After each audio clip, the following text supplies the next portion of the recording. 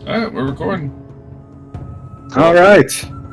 I am Rodrigo Vandoya. In our last adventure, we learned that Dargothath may have a reason to be cautious of the Vold and probably wants the relics of Vecna.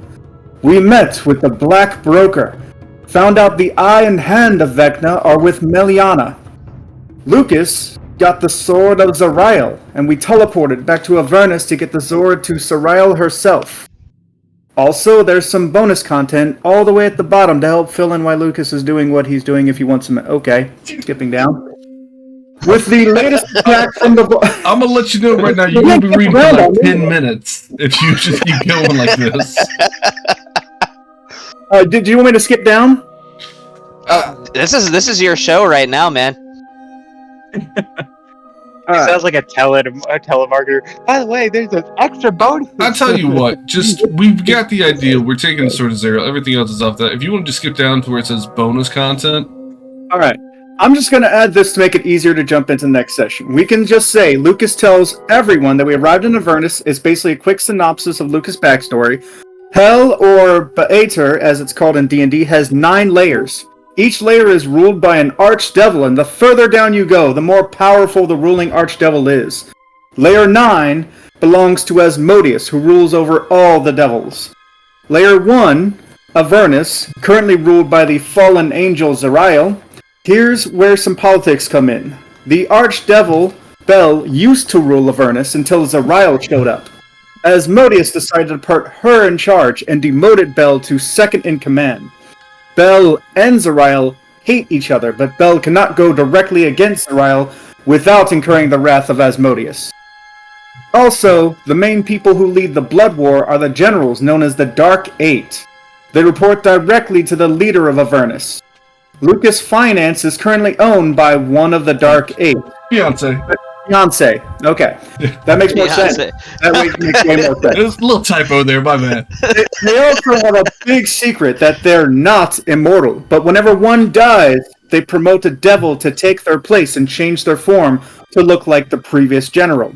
Anyone who speaks of this is immediately put to death to keep the secret safe. This secret was given, Lucas gave to the Black Broker. So, before being trained as a witch at Nightvine, Lucas was a slave in Avernus, where he met his fiancée. Bel made Lucas an offer, and in exchange for him and his fiancée's freedom, he would need to obtain and deliver the Sword of Zariel to Zariel herself. So just correcting a typo, because I'm sorry. It's not you. It's Zariel, just so you know. Zariel, okay. Yeah. The sword has a way of warping your personality, making you become divine and lawful good. The goal is, by giving the sword to Zariel, she'll leave Avernus of her own accord and return to the celestial plane. Bel will then be put back in charge of Avernus, and since Zariel chose to leave, he won't be held responsible. And once he's in charge again, he can order Lucas's fiancée to be freed as well. And that's it. Delightful. Yep. And so you materialize in this hellish, well, hellscape, to be redundant. That being said, Avernus is much more mild than some of the other planes. After all, it is the top layer of the 9 hells. So, still, you are mortal, so the fact that it is 150, sometimes as high as 200 degrees, depending on the day, you have never felt this hot before in your entire life. Anybody who doesn't have a resistance to fire damage or some sort of like class feature, racial feature that would give you resistance to high temperature climates, give me a Constitution saving throw. Ooh, can I just go ahead and cast Protection from Energy on myself immediately? Absolutely, if you would like to. Are you going to do protection from energy for fire? Well, yeah. Yeah. Yeah, that would be the idea. Then you immediately feel like your skin is boiling when you appear here. And so, on instinct alone, you cast protection from energy on yourself. So, now it feels about how one might feel if they're standing in 80-degree weather, but at least that's tolerable and it doesn't feel like literally like 160 degrees. Ruby. I So didn't you're in a light sweat at this point. You don't have to make it if you cast that, or if you have some way of resisting it, you don't have to make it. I can walk on lava. Yeah, that's great and all, but you don't have any. Do you have anything giving you resistance to fire damage? It makes me super. Yeah, I'm resistant to fire damage, and I can handle super high temperatures. The cloak does? Yeah. Okay, then you're good. That's a cool cloak. Now it suddenly makes so much more sense to me why your character likes that item. It fit in really well. Also, since Lucas is here and sees everybody sweating pretty bad, I've also got a couple things of this, and I'll bring out some Marusa Bomb that'll make you have resistance to fire for an hour, if we need to do that. Okay. Well, it just depends. This is a relatively low DC, but the longer you guys take here, the DC for the save is going to get progressively higher. And on a failure, you take fire damage and gain a level of exhaustion. So it can become a big deal. Hello, Mr. Marte. What is up, sirs? So I was having everybody make a Constitution saving throw because it's like 160 degrees. It's really, really hot. A con save because it's hot? It's getting hot in hell. Yeah, that's what Yeah. con is usually used for. Don't not. Surely I have something to counteract that. If you have anything that would give you either resistance to extreme temperatures, such as like what a Goliath might have, or something that gives you resistance to fire damage. If you don't have either of those things, I'm needing the con save. It has resistance to cold. Man, Oh yeah, Goliath is exclusively cold. That's right. hold on, let me pull up my real quick. There's some times in some instances where somebody might not have resistance to fire damage, but would have resistance to high temperatures, like in the environment, and that would count too. But you need one of those two things. Like I said, right now the DC is relatively low, but it's gonna get higher the longer you guys take. Yeah, like Azrael there, he passes. Who still has a one of my Bardic inspirations on him? I don't think anybody does now. 'Cause No? they only last for like 10 minutes, I think. Or a minute? What? 10 minutes? I didn't realize that. Holy crap. Bardic inspiration only lasts 10 minutes. No, you're right, 10 Yeah, minutes. I mean, it's pretty much just good for isolated circumstances, you know, combat, or if you're going into like a high stress environment and you might I have was to make some asking for- persuasion checks, stuff like that. I was asking because I want to make sure I didn't try to give it to someone that already had it, but if it's only 10 minutes, I don't have to worry about that at all. Nope. My birthday's next week? Crap. Okay. What are you turning? 34? Yes. Nice. It's okay. Congratulations. My birthday is next week too. Yeah, but you're Oh. like 10 years younger than Marte. I still shouldn't be alive, so How old are you? I'm 28. I'll be 28 this year. Oh wow.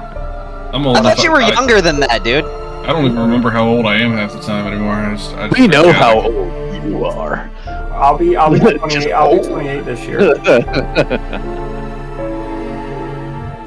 Alright, so anybody who hasn't made a con save, go ahead and do so. Again, right now the DC is pretty low.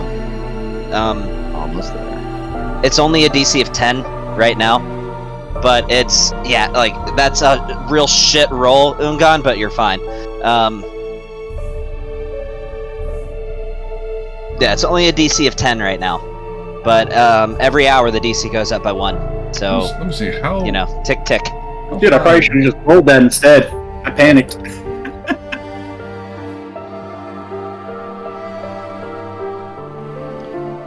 Almost in. Fantasy Grounds is moving really slow. I'm sorry. Oh, you know what? It doesn't say that I have resistance to high temperatures. I can deal with temperatures as low as negative 50 degrees, but yet I can walk on lava and have resistance to fire. So it's very temperature regulation. It just doesn't say how hot. Is there it's at. anything about me being a Vold that helps me with temperatures? No, I mean, you're resistant to raw magic, but once the magic takes shape, you're no longer resistant to it. That's So why I'm you have that good at resistance to taking force it damage. raw. Yes, you are. But once there's more definition, you're not You good can at take that. it raw. You can't deal with the burning afterward. Ah, Yeah. Crap.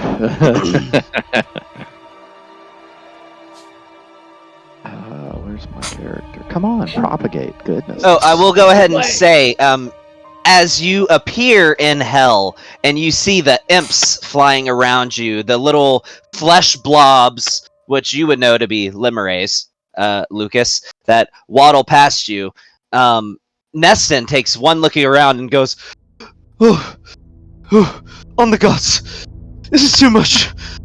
Oh, and he faints. Well then. So, do I have a general idea of where we are in Avernus? Like, what our surroundings or anything like that are? Give me... Let's see, what do you think an applicable check would be here to figure out where the hell you are? We need to wake Neston up so we can cast Find the Path again. Nope, Neston is unconscious. To figure things out, usually if it's Find Direction, I'd say it's survival. Yeah. Yeah, give me a survival check. Hey, I'm professional in advantage? survival. Indeed you are. Them witches. Wouldn't he have some advantage because he's like where he grew up or whatever? Possibly, but I his guess- knowledge of this is kind of what lets him make the check in the first place. So, 13. okay, so based on your current location, you would imagine you're probably... Ooh, let me see here. So, technically, based on where you are, I probably should have asked for a perception check, but I'll just say this. You have this putrid smell in your nose, almost like what you would expect of like a bog or a swamp, but so much worse. You would imagine you're near some kind of water source, and you can only imagine one water source that might be present within hell. The River The Styx. Yeah, you're a couple miles off the banks of River Styx. You're in a pretty precarious situation right now. So we do not want to go towards the water. The river is where the demons come to invade. That means that's where the bulk of the conflict's going to be. We want to go away from that. Yeah, can we just go up high in the air? and fly? Conflict sounds interesting to me. No, that is where just war and havoc is going on, and we will get wrapped up in that, and we will die. What? Where? Towards the river. Oh, I was gonna say, can we fly high up in the air to get away from everything? Oh, sure. There pretty much isn't a ceiling to this place. Well, there kind of is. If you look really, really high up, like miles, there is a rocky ceiling to the plane, but... So just heads up, before we start going out and doing things, if we get up there, there's scouts in the air. They're going to see just random people popping up here, because they're looking for demonic invaders that are coming through here. So that's when you're going to see imps flying by and everything else. So, I mean, we can, but we're going to make ourselves more noticeable if we do. And also, you, Lucas, would know that under Zariel's command is also an entire legion of Arinyes, which are fallen angels. And obviously, with them being angels, they have wings and they fly around in the air too. Well, poop. No fly fly. So, best guess, we probably just want to try and get somewhere with some structure, more towards the inland. Try and keep out for a giant city, basically, looking for the Bronze Citadel. Okay.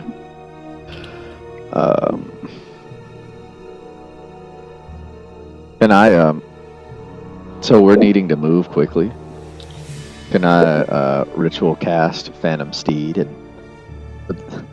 make it look extra demonic so nobody will notice? I mean, you can ride the carpet, just don't go way up in the air. Oh, okay.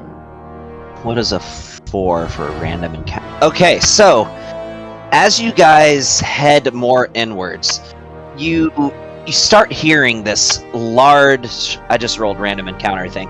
You start hearing this large clash where suddenly, as you're making your way inwards, you go over a hill, and you notice there is a fight that is currently going on that you probably do not want to get involved in, though maybe. There is currently a Balor locked in combat with a Pit Fiend as you crest over a hilltop. Aren't those both devils? A Balor is a demon.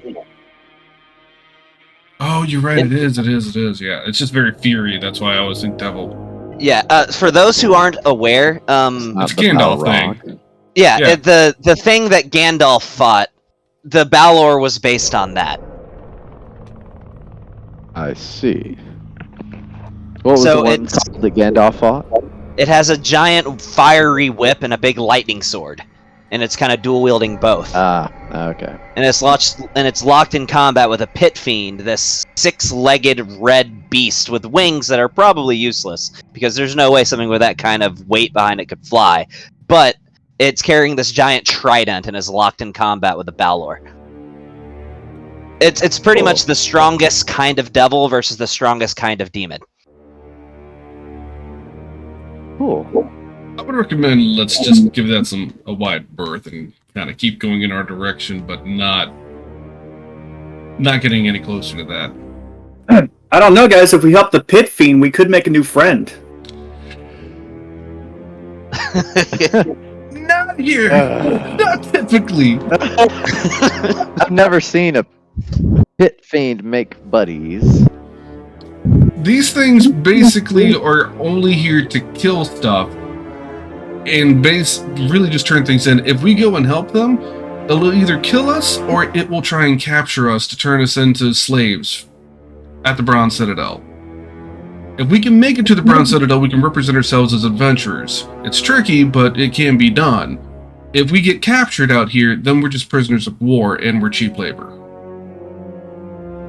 How far away? That's what happened to me the last time I was here. You do not know, however, any questions that you have about the Bronze Citadel, you can forward to Lucas. He'll probably know whatever you need to know. Okay. Where's the Bronze Citadel? That direction? Probably. Maybe. Yeah, sure. Yeah. It travels. And what you call it? It travels. And our guy who does stuff is asleep. Neston's like knocked out. He had a pseudo heart attack. He'll be fine, but he's down for the count for now. By the way, just how are you injured. transporting him? Molly's carrying him. Okay. That's like the I easiest I way to figured do somebody would put him in their bag of holding. it. Or we just could have lay him him sit on on the the back of the carpet. Yeah, I was about to say on the carpet would probably be the best way to go with that. So we're just A using the bag of carpet as a holding, stretcher. you'd It's just,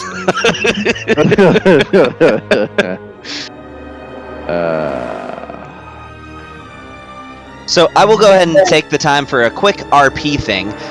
Just it hits him once again that where he is, and after seeing these two massive fiends locked in deadly combat with each other, Azrael turns to you, Lucas, and he is visibly angry. Why did you bring me here? This is the last place I need to be, not to mention it's actual hell. right, but you needed help. We're getting help. You can see the powerful people here that are fighting a war. There's obviously powerful warriors here. You think a devil is going to help us? I think there's one devil that will help us. Why would a devil ever do anything that's not immediately beneficial to themselves? Why would you think I would come here unless I had a reason? And what is that reason? My fiance is here. I'm not even going to try to unpack that can of worms. Does Anon hear this? Yeah, I'm saying it to everybody here. Yeah. His mouth just drops in astonishment. And he gets this scornful look in his eye. Look, Jealous. I can understand your concern, but we needed reinforcements. We needed help. We might be able to get it here. We're not really making any progress in the Bold War. So let's change tactics. Who here can help us? Well, as I kind of pull out the sword to Zariel, pretty sure that whoever owns this thing will be happy to get it back.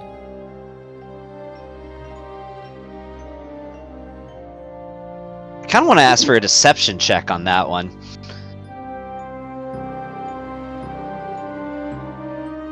Because you don't actually know whether that person will be happy to get that back or not. What am I doing, DM? Just give me a deception check.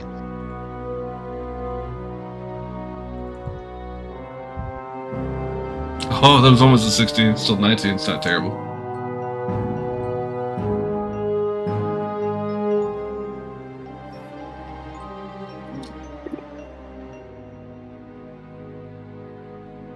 We got a wham. So, he says to you, I'm supposed to believe that a devil in the hells will be happy to receive a divine relic. Who are you fooling? I'm not buying it. How familiar are you with devils? Azrael. Yeah. Somewhat. So then I you're read. familiar that they make deals? Of course. Well, if the one that is leading an army right now would want this thing back, do you not think that there's not even a possibility we could make a deal? I'm only giving you the benefit of the doubt because I trust you, because I have seen all of you in action, and you've given me no reason not to. With that being said, you are right. We have dawdled enough. We should make haste. And by all means, steer clear of that. He looks at the Balor and the Pit Fiend. I can't guarantee you what's going to happen here. There's definitely risk involved. But I wouldn't have gone all the way to Hades just to come here on a whim. So, there's danger here, but maybe, just maybe, we can use that danger to our advantage. But yes, you're right. Let's get the fuck out of here. And there's no way you personally stand to benefit from this. No, he stands a lot of benefit from this. I just told you my fiance is here, so obviously. He's trying to free his fiance. He gets all the benefit from this. We're going to try to risk our lives so that way he can free his fiance. I'm not too keen on that myself, as I don't know these fellows well enough to really care that much. But it is hell. This will be fun. I'm just in it for the kicks. But the moment you all start dying is the moment I leave. Say, look at that. Everybody's in agreement we're here to have fun. I must unfortunately make the same declaration. I have the means to leave on my own, if I wish to. With that being said, there is value in allies. Well, then, you and me, if everyone starts dying, we just vamp out of here. Again, with that being said, there is value in alliances. If I can be of some help to you here, and that will, in turn, grant some benefit to, well, the Vold Consortium, the Volanshire Alliance, which we are now members of, and recent secessionists, might I add, your influence could not hurt, as you are one of the highest climbing and the fastest progressing group of heroes in all of the world. So we've no need to, worry But about yes, you let's- leaving randomly. Not or randomly. when it's inconvenient to us, now would you? As I said, there is value in alliances. I trust all of you and I consider you to be friends. Okay. On principle alone, I would not do such a thing. Okay. Just wanted to confirm. I am the same. I'm not just going to abandon y'all, but the moment you all are dead, if I'm still here, then I'm leaving. Well, if I'm dead, that means everyone's dead, so we don't have to worry about it. We should be That fine. being said, My let's dying breath avoid will be a fireball on everyone else. With that being said, let's avoid the giant fiends having a death match. Say we can all come to agreement. So, if you're trying to get around this, I need a communal stealth check. Communal, you say? Yeah, I'm Or we taking the could Takes just like, precedence. Anybody or got we one could of just them? take the longest path Oh. around. You still have to get decent distance away. Again, just make the check. I'm counting the total.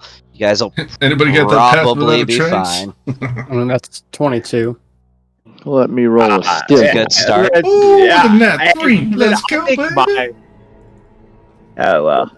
I think my roll is Oh, sufficient. look at that. Ooh, I almost had a nat 20.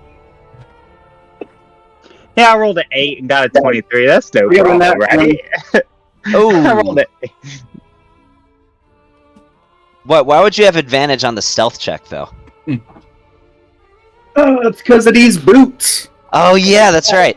Which technically means Bond would as well. Oh yeah, I would But- have been, wouldn't I? For the plus no, 15. But might as oh, well.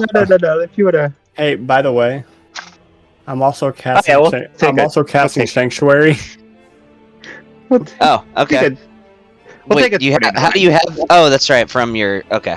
You're Yeah, gonna I'm burn a casting spell slot for Sanctuary. this? Oh yeah. If something freaking attacks us, I ain't fucking getting hit. Yo, doesn't Sanctuary only last like a minute? It does. But it's only gonna take us a minute to really get by these motherfuckers. I'm saying, like, why don't you wait until they're charged? Well, it's your character. Never mind. I All got right, with those kind of checks, you guys are fine. You make it around, and as you are exiting the scene, you notice that as the Balor wraps its whip around the Pit Fiend and pulls it towards it, the Pit Fiend is ready with its trident that then impales through the Balor, killing it, with the Pit Fiend being severely wounded.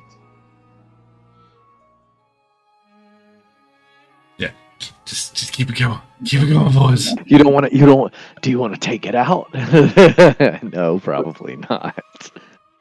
I mean, like, we'll kill that, and, like, then there will be more. It's like I'm like, don't get me wrong, I'm not partial to these devils, but I don't think we say really gain anything. Yeah, I suppose.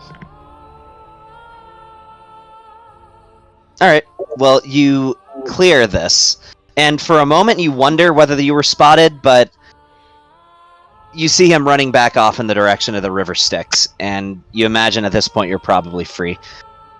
So, continuing onwards, you begin to smell a very sulfuric smell, and that's not to say is extremely noticeable at first, because you are in hell, of course, but it gets stronger and stronger.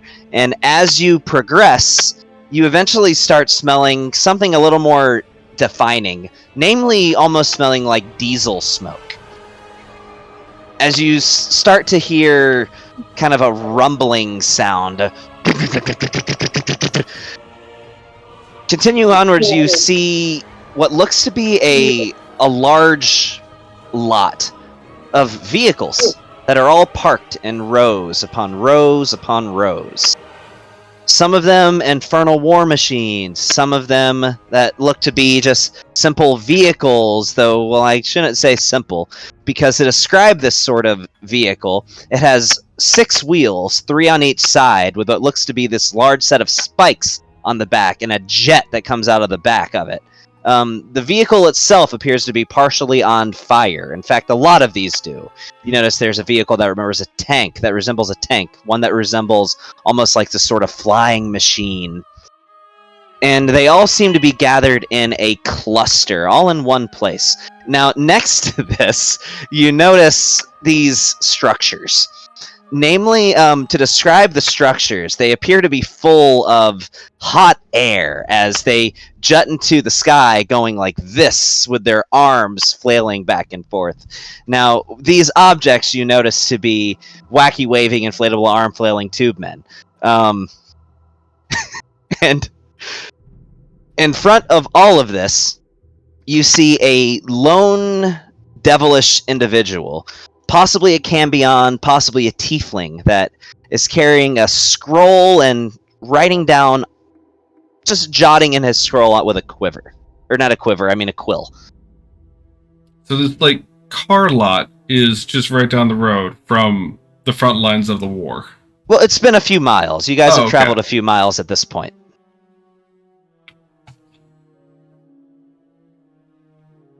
Well, I guess we go and check it out.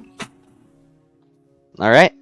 So, approaching, you notice this individual to actually, it's kind of refreshing because it's actually not a fiend. That being said, it is a tiefling. So as you approach, this individual walks up towards you. Now this is a tiefling with kind of like orangish red skin, kind of ram's horn designs, long red hair. He's wearing what almost looks like a nice suit, like a very proper fine vest, like a purple tie, like has a sleeve of tattoos on one side, and a pair of spectacles. As he walks up and said, "Ah, welcome to my lot. My name is Carson Fierro," as he gives you a little wink, a little smile, but there's a little twinkle in his smile that you can't help but notice. And you kind of want to trust this guy. He seems like he's pretty cool. I don't see, well, to put it frankly, mortals very often. Now tell me, what brings you to this fine piece of paradise? It's a tourist hotspot, right? What'd you say? It's a Sorry. tourist hotspot, right? Well, yes. Absolutely. I mean, of course, who would not want to come to the great realm of Avernus? Sorry, it was hard to finish that sentence. So, why are you really here? Nobody comes here just to see the sights, after all. Why are you really here? I might be able to help you. Well, maybe we came because we heard about you and your awesome cars. I find that to be doubtful. Well, that's pretty much all you're going to get from me at the moment. So, looking at these cars, are they completely different from the ones? Like, how different are they compared to the ones on Earth? For starters, you the don't main realm or whatever. give me a tinkering check, just an intelligence check with proficiency. Okay. Gavin, you will never let somebody just do like an investigation roll, will you? I'm trying to. This is more of his expertise. I'm trying to give him a little more you of an gotta be advantage on this. kidding. No, yeah, that's not. Okay. Well, they're vehicles, and Yeah, they have to have a fuel probably would source. have been better. And you don't know what that fuel source is. I mean, they're on fire. Gas probably wouldn't be a good idea. But beyond that, you don't really It's not know. even proficiency? No, it's not even plus proficiency. Yeah, but your proficiency is like 4. That still makes it an 8. 5. Okay, well 5. That makes it a 9. But Yeah. yeah, that proficiency bonus is the only reason I'm not saying, well, you're pretty sure they're vehicles, but you could be wrong. Yeah, well. Well, that being said, are you wanting to do business with us, or... Sure, depends on what you're in the market for. You see, I deal in more than just these vehicles, after all. And something tells me that you might wish for information, power, weapons, direction. What do you... weapons? Got anything I can replace these with? As I just clink my brass knuckles together. Potentially. It depends on how much money you have, though. I will not talk business until I know a value. After all, I am a businessman. You see, I am independently wealthy. And... let's just say I have goals and objectives of my own. So how much money are we talking about bartering with? I must know upfront, and I will take no deviation from your original story. Any attempted bargain beyond what you tell me now, I will assume to be a lie, and our business will cease. I have about 12. 12,000. What about everybody else? 1,200. Ah, 1,200. That is most unfortunate. What about everybody else? Well, first, before we start telling you what we have, I mean, you've thrown some things out here, but what exactly are you trying to offer? Because I don't carry just gold. We might have some other items of value. It's true. Make a persuasion check.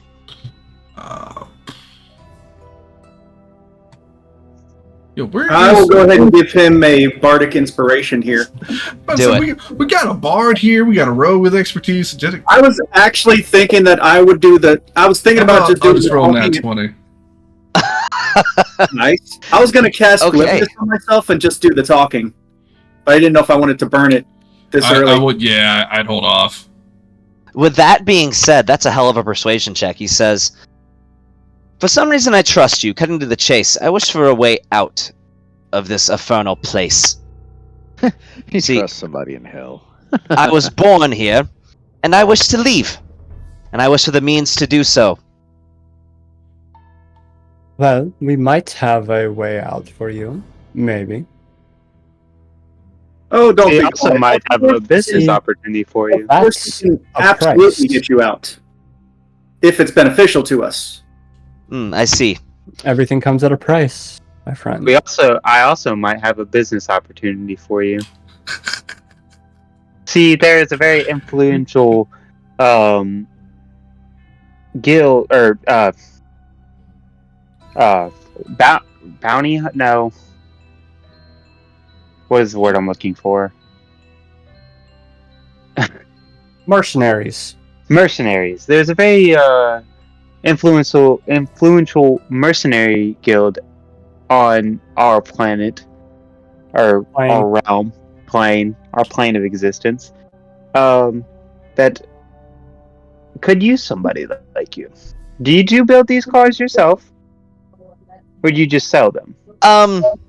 Admittedly, no. I just sold these. I acquired them. Let's say secondhand, but I did not build these myself. I repaired them, however. But these are not typically meant to be available to just anybody. With that being said, I take pride in the fact that I never received the worst end of a deal. I am independently wealthy for that reason. I always in every deal come out on top. With that being said, while I do think that's desire expected. Well, I do desire passage from Avernus. You've still got to offer me something in return. And what is it that you might want from these vehicles, perhaps? I have one that is capable of flight. I have one that can dive underwater. I have one that is a war machine. And if you just desire passage in a speedy export, you might want the cruiser.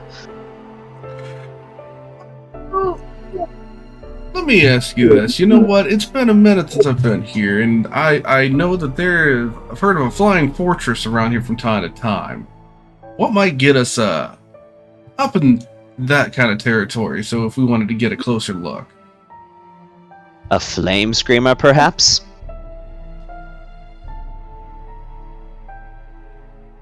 yeah. You see, you're throwing out Yes. these names, and I'm not really sure what exactly that it's might be. it's that. He points to it, and you see what appears to be it literally looks like a jet. I mean, it's a long cylindrical body, 2 wings, with a giant fire spout coming out of the back of it, and a skull-like fixture to the front of it.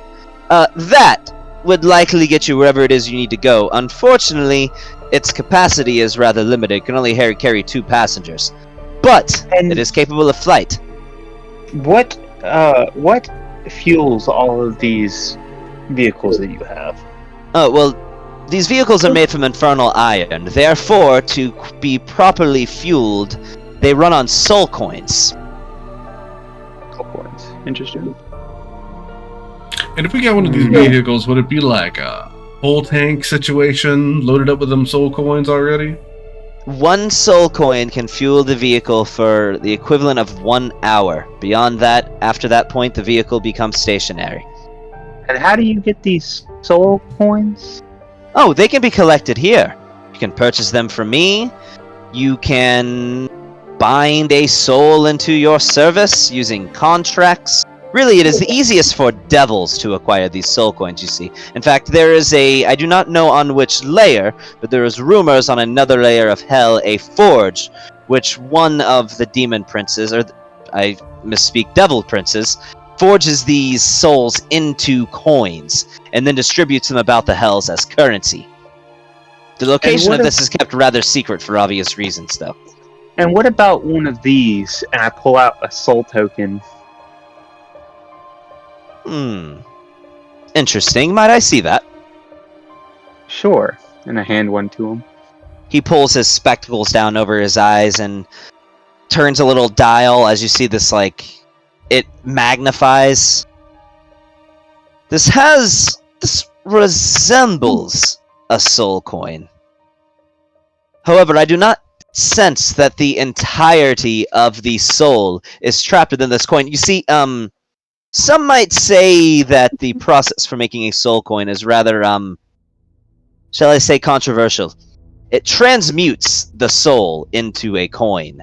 An entire living soul into this coin. It is still aware, it is still conscious, even. I imagine it is quite agonizing. Hey, DM, would Lucas know about soul coins? You would.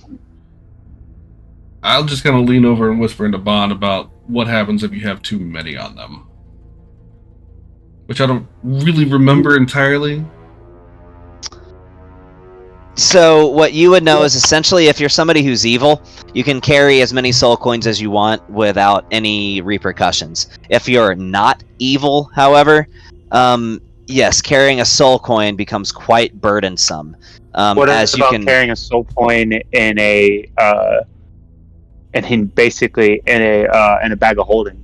Well, it doesn't really matter. It's the soul coin based on its sheer nature, just the knowledge of what it is.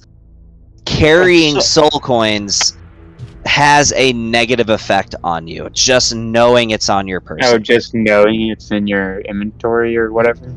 Or Just knowing what it is. It's like literally carrying a bleeding baby. You're just listening to a crying, bleeding baby that you've got strapped to your belt. Yeah. It weighs So on you. these tokens could not feel these. That is an interesting query. Perhaps I could do some more research on this if you were to free me from Avernus, perhaps. I don't know if we really had the time for you to go and do research. Well, how about give me 1 week. Free me from Avernus, and in 1 week, I will have a means for you to use these tokens to fuel infernal machines. I will. Sorry. Well, go ahead, Tony or Sean. What did you want to do? No, you're fine, man. Go ahead. Okay. How about this? I have a very rare item here, and I pull out the spire seed. This item is all yours. If you travel on my ship as one of my crewmates for a year, and we get each different type of one of those machines.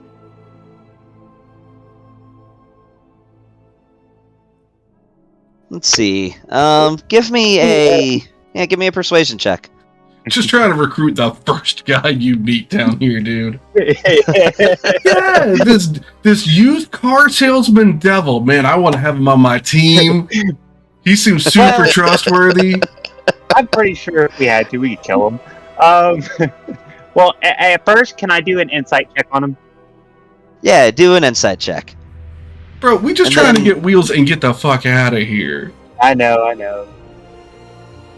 It's called wheeling and dealing. Oh yeah. Okay, so what are you trying to glean from him? If he has any evil intent towards us, oh, no, like if he uses Don't be racist. You don't know. He could Let's see. have his intent is to get out of here. I know that, but So, you imagine he doesn't give a shit about you. He wants to leave. That being said, he is a tiefling. So while he might not be the most savory of folks, he is mortal. He's not an actual devil. if he makes a deal, does he keep his deals? Basically, is he a man of his word? Is what I want to glean from that. How are you going to get that much insight from just talking to You him? imagine, You imagine he's somebody who's going to do anything he needs to get a leg up. Bro, he's Yeah. gonna do what he needs to get out of Avernus, and then he's going to stab you in the back repeatedly. Then we kill Okay. him. Yeah, I mean, That's not and then really. he just it's a tiefling guy. then Sure, but this year-long service thing that you're trying to do. Yeah, I know. I'm not gonna do that. He can say he can do the research for me, and then we can part ways. But I just want every the individual piece of equipment that he's got. But he could have the option of joining our crew. No. Okay, just to put it out there, he's got one of a tank, a jet. How are we taking all this back to home? We'll figure it out. We got a tuning fork for here. Hey, can we just get like a fucking bus so we can all get on here and get where we need to go?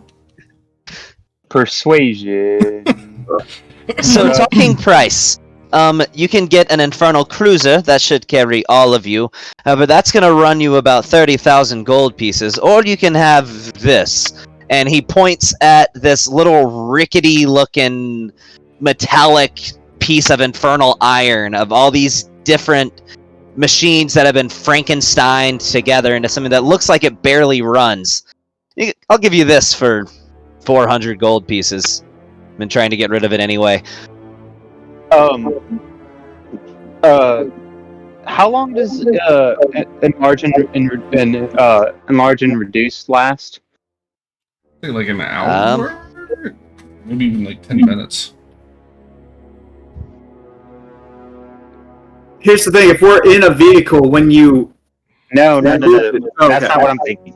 okay, I'm thinking we enlarge and reduce, we put it in the bag of holding, and then we just take it out when we're on our plane of existence. Reduce like half the size, man. It's not gonna make it small enough to fit. It doesn't turn it into a micro machine. Like it's still not gonna fit in no, the bag. It turns a huge bus into a large bus. I said reduce. For the not most enlarge. For the most part, reduce. I know, it goes from huge to large. For the most part, when you look at the fact that it cuts the size in half, if you cut anything size in half, it takes it down one size category. So that's all it would do. It would take any vehicle down one size category. Alright, just to put it out there, couple things here. Does it matter how many soul coins on the 400 gold one to the 30,000 one to get it to go down the road? No, it's just speed and style, really. Well, to be honest, I mean, you heard the guy. He's got a way to get you on out of here. We're looking at maybe using your goods and services. So why don't you give us a demo run? We'll pay you for the price of the cheap one, but why don't we just put it as a rental fee for the expensive one? And to be honest, these are the guys you want to impress to get out of here. what about the war machine? Is anyone else interested in the war machine he's I'm got? interested in all of them. Well, that's what I'm trying to do, is I'm trying to get us the war machine that can fit all of us. Well, so there's the War Machine, which you have been informed is called a Soul Destroyer. Then you've got an Infernal Cruiser, which is basically like a sports car. You've got the Blood Diver, which is like a submarine, and the Flame Screamer, which is a jet. And then you've got whatever the hell that bus-looking thing is. Well, guys, I don't think we're going to be able to Power Ranger this and all come with our different vehicles that can merge together into the Superbot. So we're going to have to pick one. I've already tried. Let's say the war machine. What is the War Machine? Are we all going to be able to get in the War Machine? Oh, it's a tank. Yeah, it looks massive. That's the second tank. That's the second tank. I mean, if we can roll into hell in a big ass war machine tank, then that seems like the smart thing to do. Or roll into the, Is it? Is it? Sounds legit. The Soul Destroyer can hold 8 creatures, looking at it. Well, It has a cargo capacity of 2 tons. hold 8 creatures. We got 9, so one person can just like sit on top. Or fly a carpet. It has a movement speed of 80 feet. The Cruiser has a movement speed of 120 feet, so it just I would depends how rather quick you want to be- get around. Inside of it, not flying over it. All right. Okay, I'm back. Alright. So War Machine, how much is that? 50,000 gold pieces. Oh, that one's even more expensive. Like I said, this fire speed, and we get all of them. Gavin, is there any way we could get all of these ships back to the plane? Our plane of That's existence? up for you to figure out. I'm Bro, not going to tell we you have that. to plane shift, and I don't think we can plane shift a single vehicle. I want all of them. We can come back another fucking time, my guy. We Well, can plane we're shift here back for the here whenever we vehicle. want. This ain't gonna happen today. Yeah, I know. I don't know if anybody's I don't gonna be think the making ship can casual carry trips. everything. Bon, I will bring you back here myself, but we got things to do. Okay. You said 50,000? For the war Yeah. machine, yeah. How about instead of 50,000, the whole thing What will about get you out of here? Yeah. We'll take that deal. I mean, I can possibly cut you a discount on one of them. I would like to make a persuasion check when I'm talking to him for this Yeah, deal. go for it. So you're trying to, what are you trying to get out of this? Trying to get it for the price of on the house. That was a really bad roll, but still I have a plus 15 to it.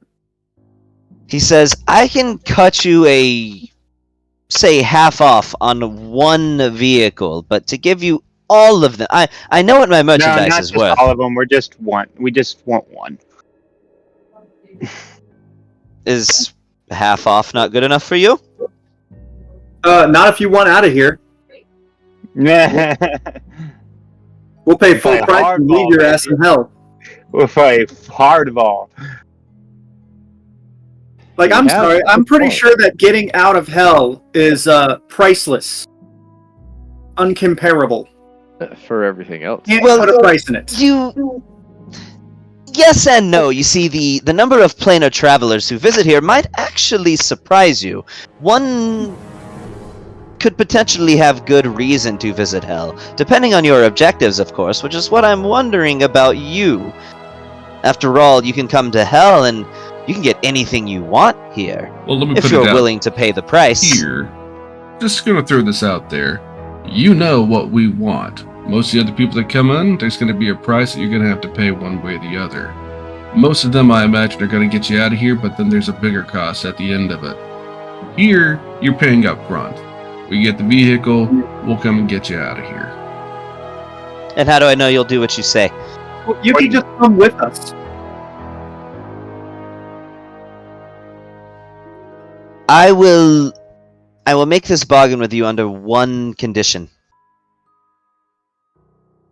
If I accompany you on whatever it is you are here to do, you will make your way to the Wandering Emporium if at any point we see this locale. I have business there. I'm agreeable to this. What about you guys? If it gets us a vehicle and gets us going, I'm down. All right. It is a deal. I suppose Do it. you can have the cruiser if you wish. All right. Saved us some money and picked up a follower. So That anything on being what said- I requested, Gavin? Did you request something? Oh yeah. Oh, not on DM. I realize that's Oh. nothing. My weapons are currently better than that. I looked at it. Kind of. Maybe. I don't know. Did I share an item to you? I'm trying to remember what I might have No, shared. I asked if you had anything, and you said possibly, and then went off to their thing. Oh and then yeah, I okay. left. So what I was Can I meaning ask to him? share. Something. I wanted to see if he had anything that could protect me from this environment. Hold on, let's go one thing at a time so I don't get distracted. I do have this set of gauntlets. However, there are some drawbacks. And that is. Makes you rather sluggish, and on top of that, a bit dim-witted. That being said, they are quite powerful weapons.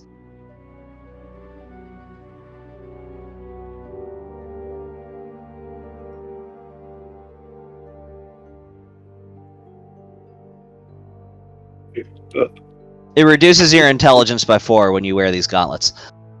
That seems like something that the barbarian wouldn't mind. Yeah, but they're mainly meant for like unarmed combat. Ah. And if Molly's intelligence went any lower, she'd probably lose the ability to speak. Yeah, because they would just drop my intelligence down to 8. But it would drop hers to like 4.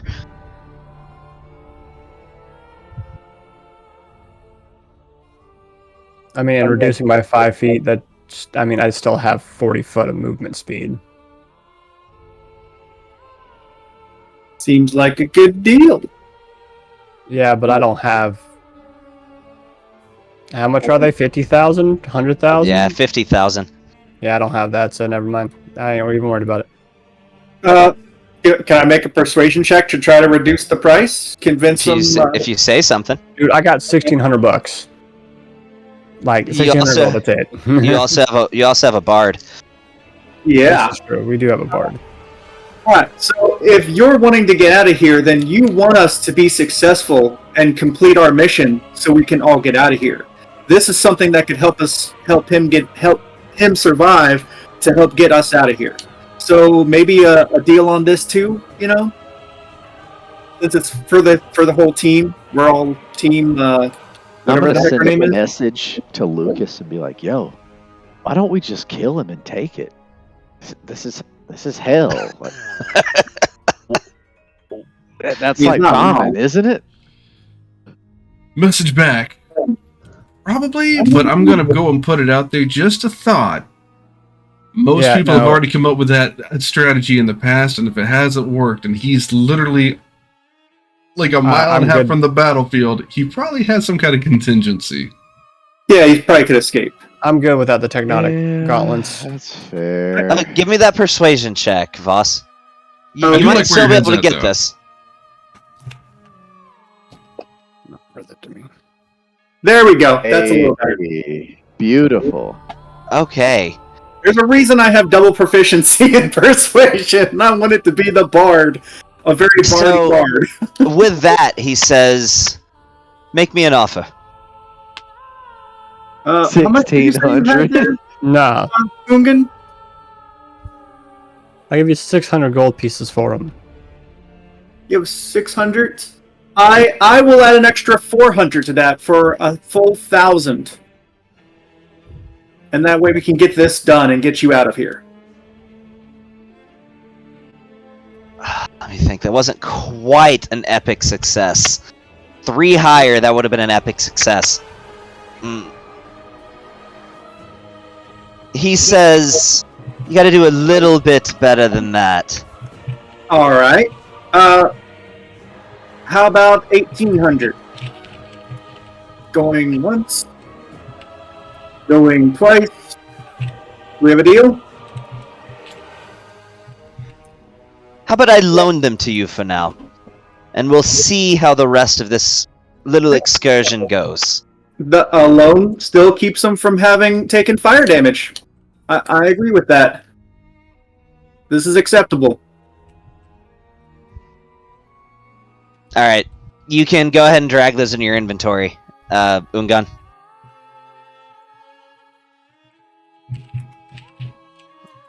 I don't see where it says resistant to fire.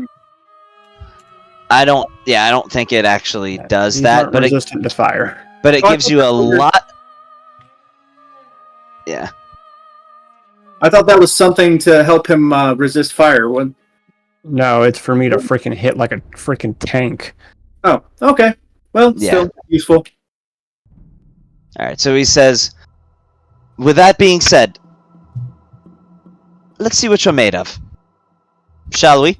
As he motions to the infernal cruiser. And we're off. All right. So you wanted to go to the Wandering Emporium Black. Where would that even be? Well, like many things in Avernus, it travels. I was just hoping that if we were to come upon it, that, well, we could go there. However, I can fill you in on the local happenings and the local rumors. if you would like, perhaps that can guide you in determining your next location. Well, you know what? I'm a returning visitor, and I've just told these guys about how Zariel's the bee's knees. You know where she happens to be hanging out at? Oh, the Bronze Citadel, where she typically resides. When she's not directly involved in combat in the Blood War, she tends to be strategizing there. Right. And the Bronze Citadel is right over... There, maybe there, maybe there. Name of your peon. What, you Like- guys don't have GPS in these things? Oh, well, he gives you a quizzical look. No, it can be moved, you see. So it's not but always is there any in way- the there any same way to track place.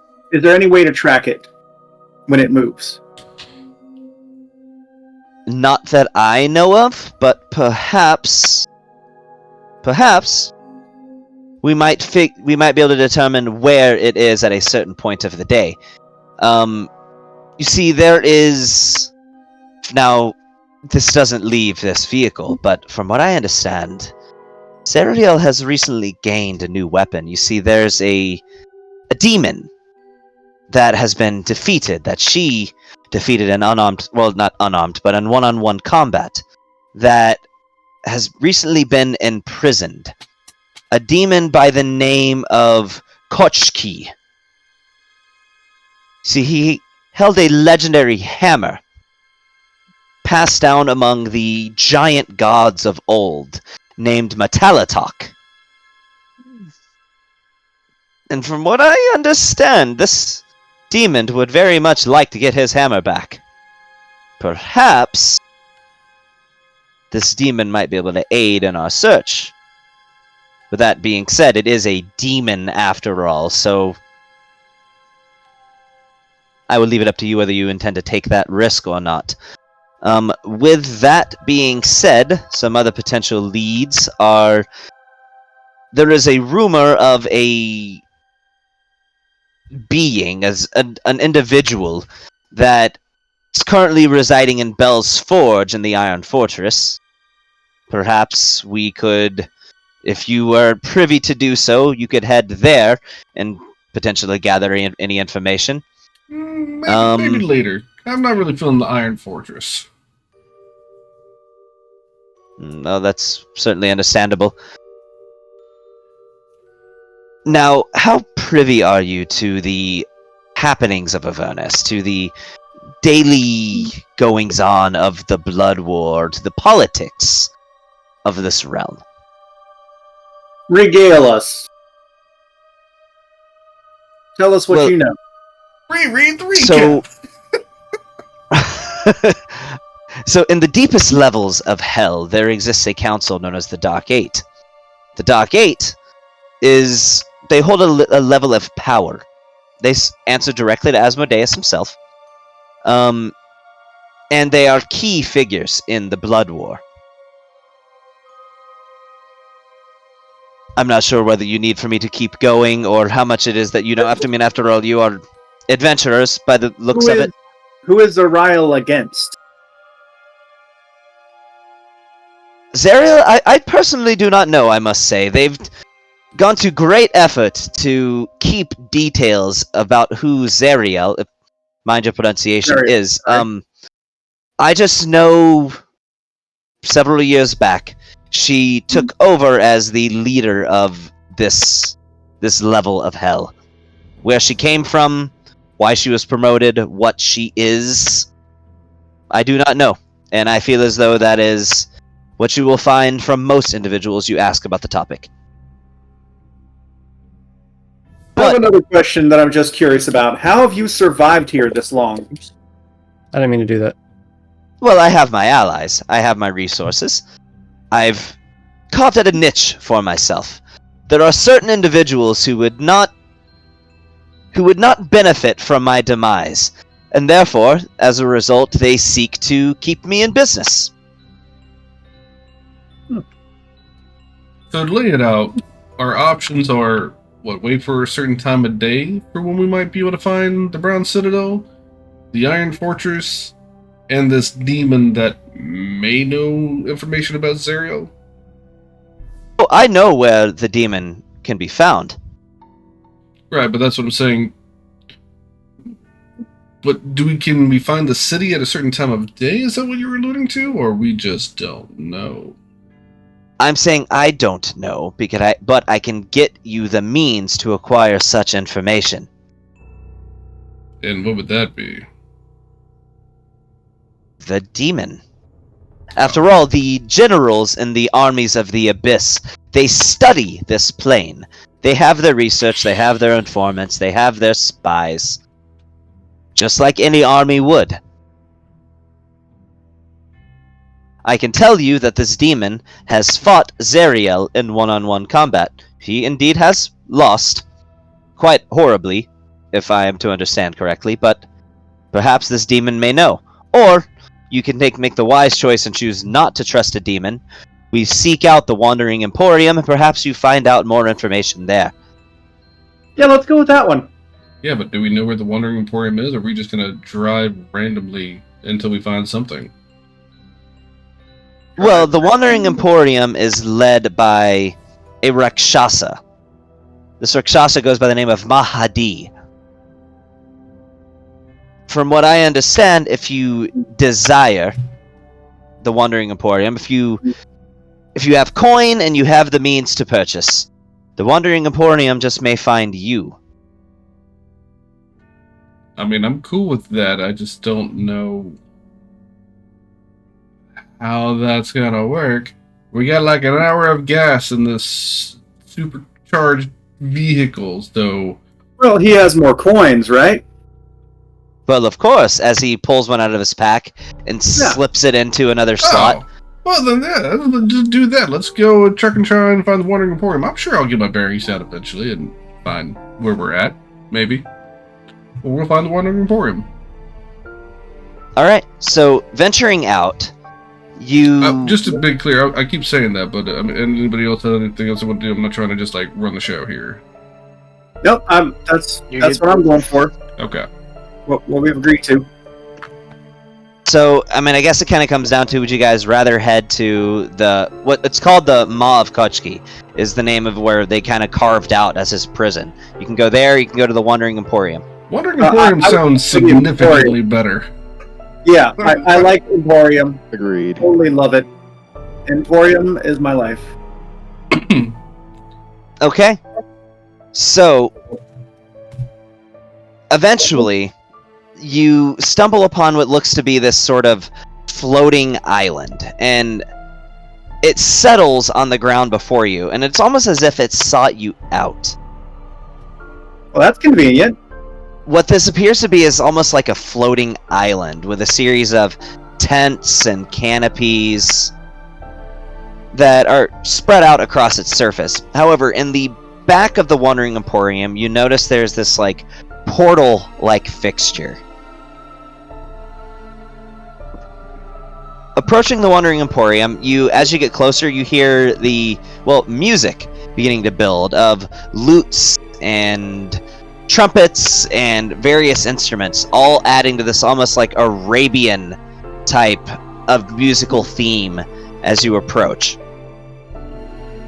Entering in, you notice it's a busy hustle and bustle. This appears to be a marketplace, and this happens to be one of the few places where you have seen other mortals that you can recognize. There's actually the occasional human or elf that you see here, as the Wandering Emporium is, from what you have gleaned, a very common kind of gathering place, a hotspot for planar travelers to visit for the goods that they might pick up.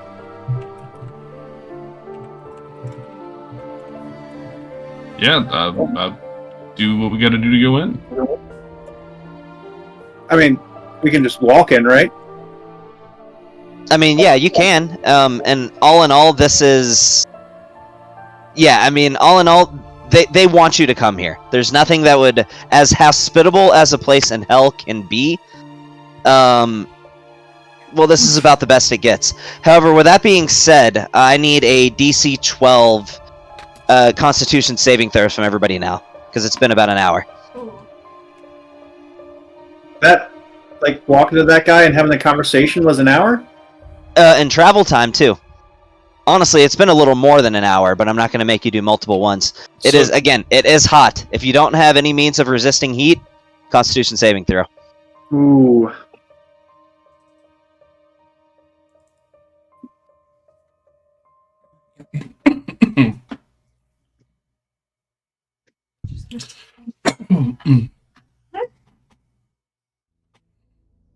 Alright, Voss, you take 10 fire damage, and you gain 1 level of exhaustion.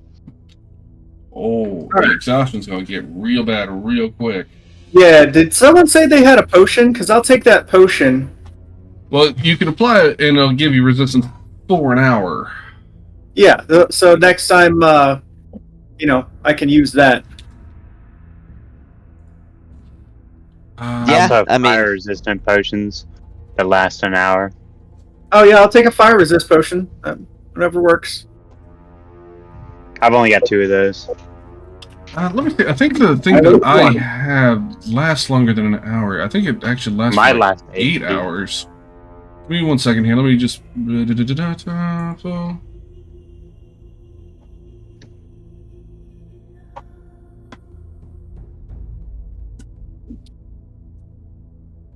No, it's you apply it for a minute and then you get an hour's worth of resistance.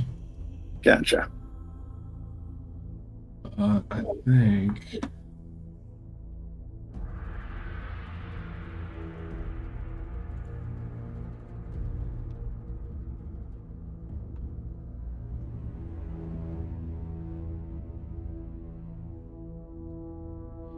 Okay. Thought I had some, but I don't. Yeah, let's roll in. Let's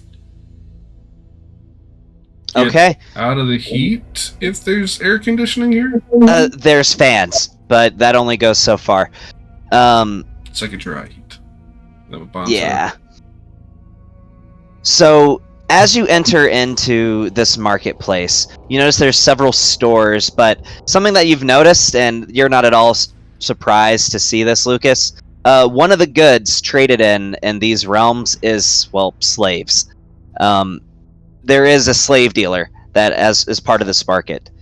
But on top of that, there's other stores too. So, I mean, it looks like there's a store that has scrolls, there's a store that has potions, various magical items, general goods. But the one that appears to be getting the most business is the slave trader. Not really here to buy slave labor. I'm open to the idea. Yo. With that being said, at the slave trader vendor, you notice that it does appear to be a cambion, so a half devil, basically. But you would only know that if you were privy to like plainer information, because to most people it just looks like a devil. You know, I mean, red skin, horns, wings on his back, forked tongue, tail, just wearing like business attire. And he says, gather around! I have the luck of acquiring in my inventory a being of a celestial nature. We've got an angel for sale, everybody. Ooh, I've always wanted an angel. Yeah. When you see what he's motioning to, your desire becomes a little disappointed, though, because you see that he points into the back, into this cage of infernal iron. This golden-haired, about 2-foot-tall creature with his angelic wings, but this creature appears to be some sort of flying elephant with golden fur. And it's gathering quite a crowd. As you imagine this is, except it's a separate set of wings on its back. He says, I have the Divine Holyfat for sale. This being is capable of curing you in an instant. Curing any disease. Healing your wounds. Well, I guess Makes fine meat from what I hear as well. or just use it to trek you across all of Avernus as you do so on Sile with a celestial bound to your service. It's only for the low cost of 1,000 gold pieces. Or would you prefer something much more pleasing to the eyes? As he points back and you see that he has a high elf, like a high elf female who's just strapped in chains and bound to the wall. You also notice he points to a Zerf Neblin, or for those who don't know what that means, it's a deep gnome, and in a similar circumstance is bound with a set of shackles. 1,000 gold for the elephants. Indeed. We're really buying Is a high elf breedable? Here. 1,000 gold. You hear somebody else shout out, 1,100! 12.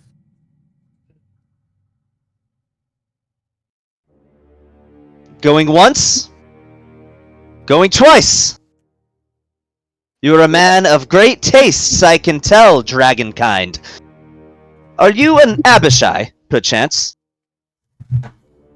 No. I'm gonna, and as soon as I walk up, I'm gonna break the shackles to the elephant. You're cruel. There is no place here for a conscience. Oh, trust Hey. me. I was There gonna is. ride that. And then you are free. Might I add- I'm going to look at the elephant and go, you are free if you wish. Or you can join me. Either way. I have broken you of your bonds. If you wish to go to another plane, we can figure that out as well. So I'm going to do my best impression here. As I talk, picture the voice of Happy from Fairy Tale. No, please do not attempt to make that voice. Yeah. I'm but in kind of a higher, almost like cutish kind of voice, it says, I don't know why I'm here. I don't remember anything. Stick with me, and I'll make sure you're protected. I know there's some reason for me to be here. I don't know why. Stick with me, and we'll figure it out together. How about that? Okay, I'm Lulu. Ungun. It's a pleasure to meet you, Master. Let's calm Yeah. down. Just friend. Yeah. Yeah. It's like a 2-foot tall elephant, man. Come on. Friend will work. Not master. I know you're free and all, but since you're joining, can we still get that ride? How about you just leave my friend be? I just I'm want to gonna pick ride. it up and put it on my shoulder. Okay. You draw a lot of attention because you have an angelic being on your shoulder in Can you hell. send me that? Can you send me that? That I need that monster link. Thanks.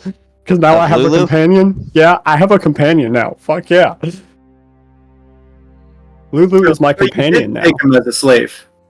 No, it is free to go whenever it wishes, but I promised that I would find out why it's here and find its purpose and to stick with me until we do. I want to make that joke about. You gotta why think, is it complaining about Ungon is not one for It's slaves. Yeah. He does not do well with that. And Ungon's broke now. Like, broke. And as you begin to walk away with this companion, you notice like the other slaves, because they've been busy today. Most of the slaves of the day have already been purchased, but there's 2 others who are left. And you notice the high elf. She shouts out to you, "Please take me with you! Don't leave me here!"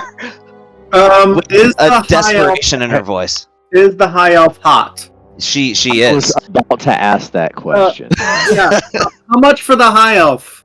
How much? 10,000 gold pieces, and she is quite a looker, might I add. Hey, I'm gonna stare over at him and be like, tag team? The deep gnome speaks up and says, "No, please, pick me! Anything! I'll do anything, please!" Can you make yourself look like her? Anon, He- how much he money do you doesn't- have? He doesn't answer that question. Bro, This I've is got enough a to buy this guy by gray-skinned gnome. myself.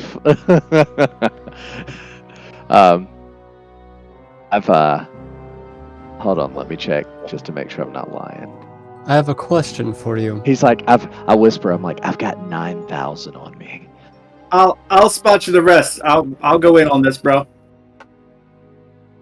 You How got much in the half deep or gnome? how much do you got? 5,000 gold pieces. I just want to put it out there, guys. We just got into a super dangerous area, and you're like, let's just keep adding to the group. Keep adding to the group. More people. Like, we just got away from having a million NPCs in a combat roster. Like, no, There we are gotta get back some to it. needs that transcend dimensional borders, okay? I have this. I'm gonna pull out the boomerang of destruction. Yeah, I don't care about that. You don't do in trades. I do trade, but this is my merchandise. I don't sell other things. Your boomerang is useless to me. I only trade in Ooh, livestock. Can we sell Dracon? Sub-Dracon. I imagine, does it bother you the fact that he refers to them as livestock, Ungun? Yeah, oh yeah. He is fighting back, not throwing a punch at this point. We can't sell Dracon. He has a conscience and understands that this is not the area to start a fight, but he is definitely trying to avoid beating the shit out of this dude. Now, if it makes a difference, the High Elf. Her name is Mefrit, and from what I understand, she has struck a deal with an Abishai named Zorganis. For that reason, her power is, well, quite considerable from what I understand. With that being said, she was very easily bent into service. We offer up the money to buy her. Oh yeah, I'm purchasing her. we're purchasing We her. are. Yeah.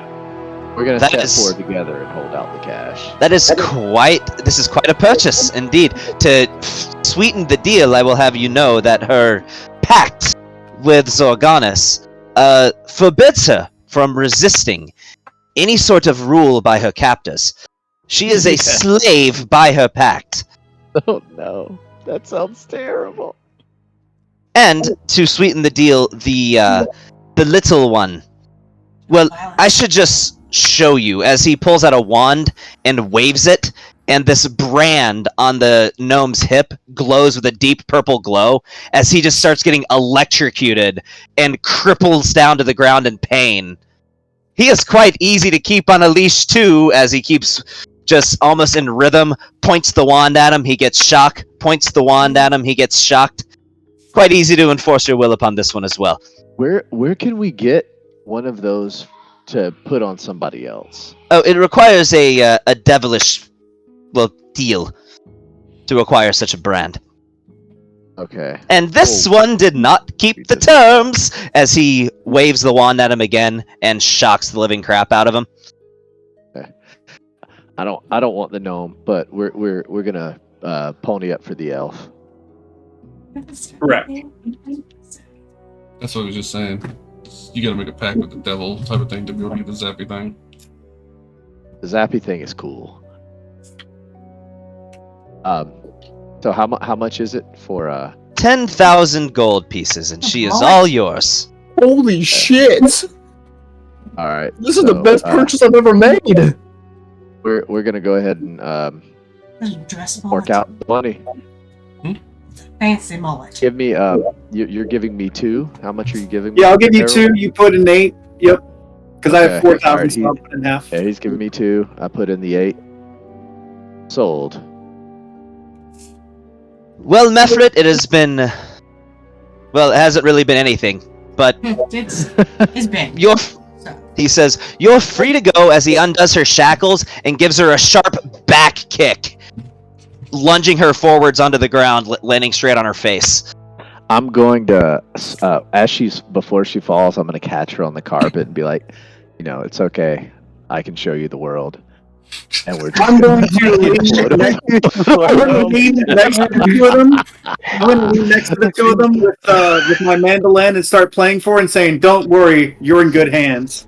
You know, this is why I was hesitant to introduce this NPC. Hey, Gavin, I just want to let you know, I Lulu's was a just gonna be badass.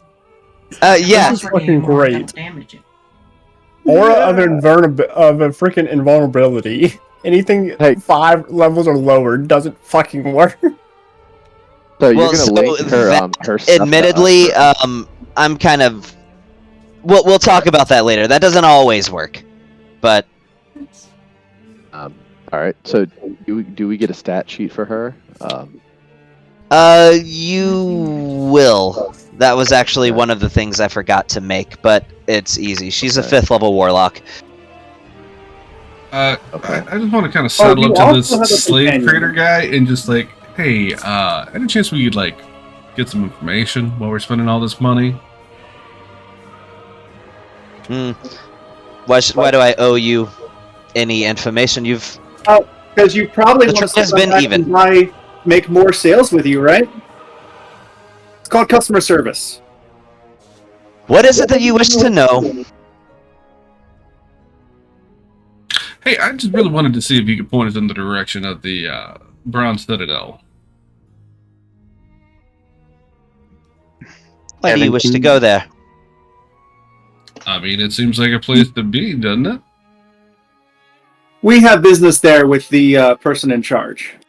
I see. And what? I mean, that is the forefront of the struggle of the Blood War. I understand why you'd be here, but why do you want to go there? As his demeanor begins to darken a little.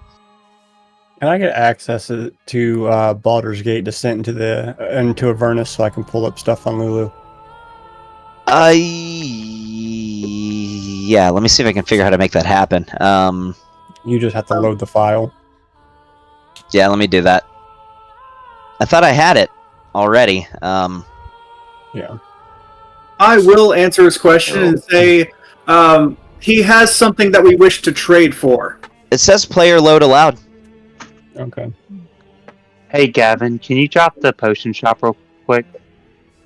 Yeah, I can do that. By the way, did I Squirt get a into the fire resist barrel. potion from somebody? Yeah, you can have mine. Okay, good. I mean, if I don't need it, I don't need it, but better to have it and not need it. Did you need me to drop the item in the chat? Yeah, if you would. I'll just slide it There over. you go. Just slide it right in.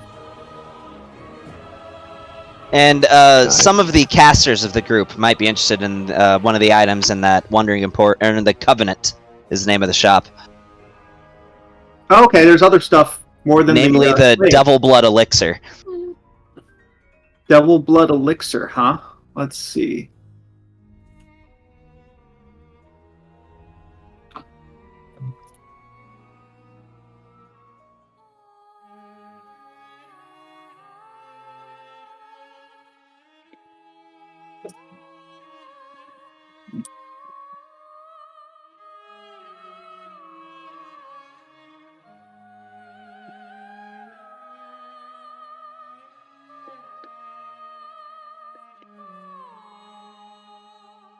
Oh man, I'd buy that if I didn't just spend all of my money for the girl. Well worth it though. Oh, absolutely. I actually misdid the price for that, but it's still fairly reasonable. It's 500, not 50, for the price of it. So I'm on the front of the carpet. I assume Harold's on the back of the carpet, and our new friend's in the center. Oh my god. I'm all right with bringing up the rear.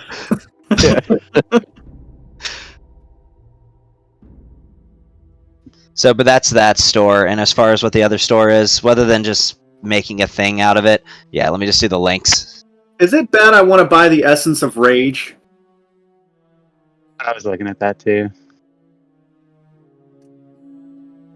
You know, I thought So I he would says- want this, but I don't think I do. What, the Devil Blood? Yeah. I've got other means of most of the stuff that would be on here. I desperately want to show them this. Please. So, oh, Them. they're not gonna care. Oh, I know. care. I got a I want bunch to of see. childhood photos. You gotta Hold get up. closer. So she's just going through. That's me when I was Look at it. like, wait a minute. He's gonna fuck you up. Yellow Belt.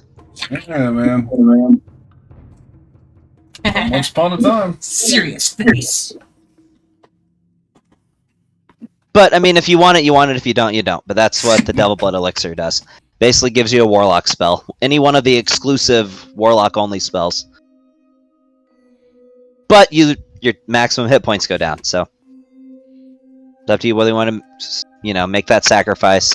Lose out on your max HP for an extra spell. I'm looking at the Dragon Bloods. Hey, I got a question. What's that? So the Gauntlets of Flaming Fury. I know it says grabbing a freaking weapon, it makes it treated as magical. Would the gauntlets themselves, if I use them as a freaking monk weapon? Yeah, I mean, I'll say that. That's fine. Alright. What are the prices on these anyways? It doesn't even have a price on it. These things are going to be fucking Which one? expensive. The Dragon Blood. Oh, yeah, so I can tell you the price for that. Let me look up. I just run it based on the very rare price. So, yeah, each Dragon Blood Elixir is 5,000. Oof. Poisoned wine? Huh. Why is that 1,500? I have a question for you. Talking to the shop owner? Yep. It appears to be a succubus that is running this shop. Yes. Wonderful. What? This You is supposed to be a also- bad trip. I understand you sell things, but you also buy other things. Oh, she says, I deal in all kinds of merchandise, darling. What is that you have to trade? I'm gonna pull out the Tectonic Gauntlets. What did you guys share? Okay. Oh, nice. I'd like to sell these. I haven't attuned to them yet, so they're just sitting in my freaking pouch right now. I'd like to sell these. I didn't know you bought those. He loaned them to us. You're gonna sell something that you're borrowing. It is. Okay, do what you Oh got. Do my what you want to do. I don't think that's a good idea, man. When you're dealing with people that sell souls as money, just gonna put it out there. Trying You to can- play you the can game of do- the bartering system might not be the way you want to do it. You can do anything you want to do. You want to sell those? I'm going to sell. Yeah. Bro, why do you do this? Why? You'll see. Oh, yeah. yeah. So Look, She- if it's between you and the chick on the carpet, you already know what's going down. So she says to you, for those, her face straightens for a second. Give me an insight check. All right.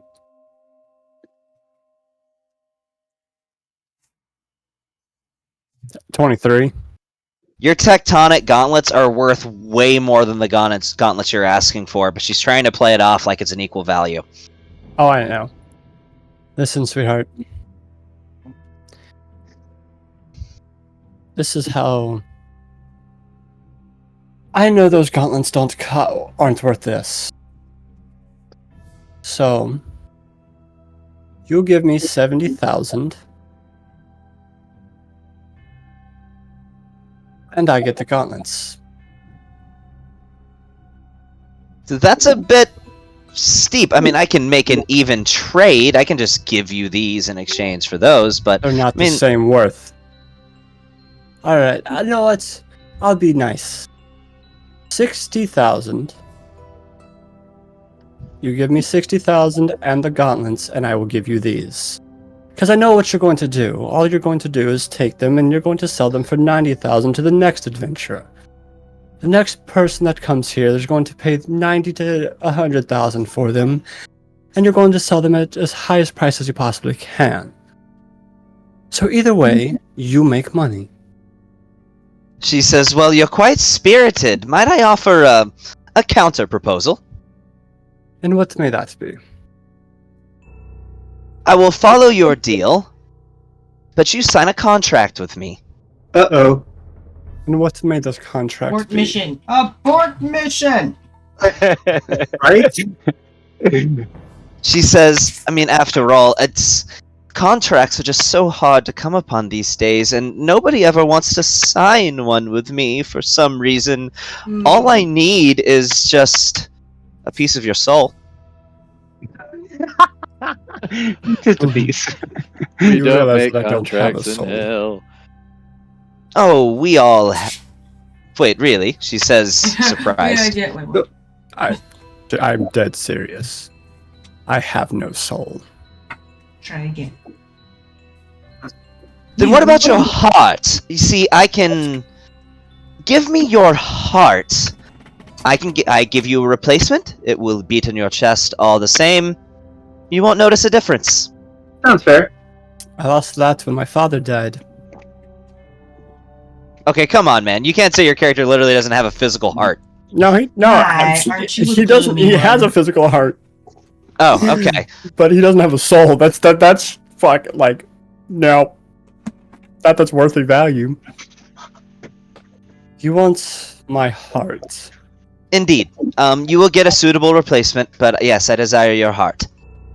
And what is the suitable replacement? Well, Show it to me. another heart, as she just holds in front of you what looks like some sort of synthetic heart made of a mixture of fleshy sinew and infernal iron. Can I make an Arcana check on it? Yeah, make an Arcana check.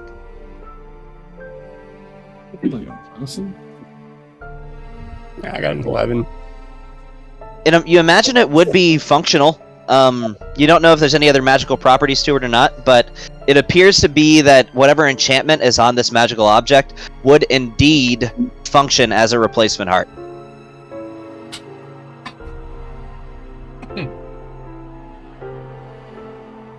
Can I roll a medicine check to see if I would die before this fucking surgery happens? Sure. Hey, I gotta make sure I know what I'm getting into. This Mrs. If it was an instantaneous procedure and your body didn't go without a heart for too terribly long, you'd probably survive. I like a super genius. Also like a Sonic the Hedgehog. What do I have to lose? My game genie for last serve. Nothing. Mm. All you have to do is just give me your heart. I magically place this one within your chest. The deal settles, and you go about your business. But the heart has a really strong value, especially in underground markets. She appears to be growing impatient, and she says, "Look, are you taking the deal or not?" 60,000 plus the gauntlets. 60,000 plus the gauntlets and your heart. She waves her hand, and this magical sigil appears, and she says, "Sign on the line here." He cuts his finger on his tooth and scribes his name. She smiles and says, "Perfect. Well, here you go," as you feel this massive pain in your chest as suddenly your heart is teleported outside of your body, as you notice the one that is hovering above her hand disappear, when suddenly you feel better. Normal, even. She says, "I will take those, you will take these. Thank you very much. Pleasure doing business with you." Did you even read the contract before you signed? Nope. Okay. My character's not that smart. And he walks by the freaking other dude and throws him a bag of gold with 60,000 in it and keeps walking. You give it to the slaver? No. I give it to the freaking... The guy that he got the gauntlet. The guy the gauntlet's from. Oh, you I just give throw him the money? I just throw him the bag of gold. If you don't know what it's for, you will eventually. And I keep walking.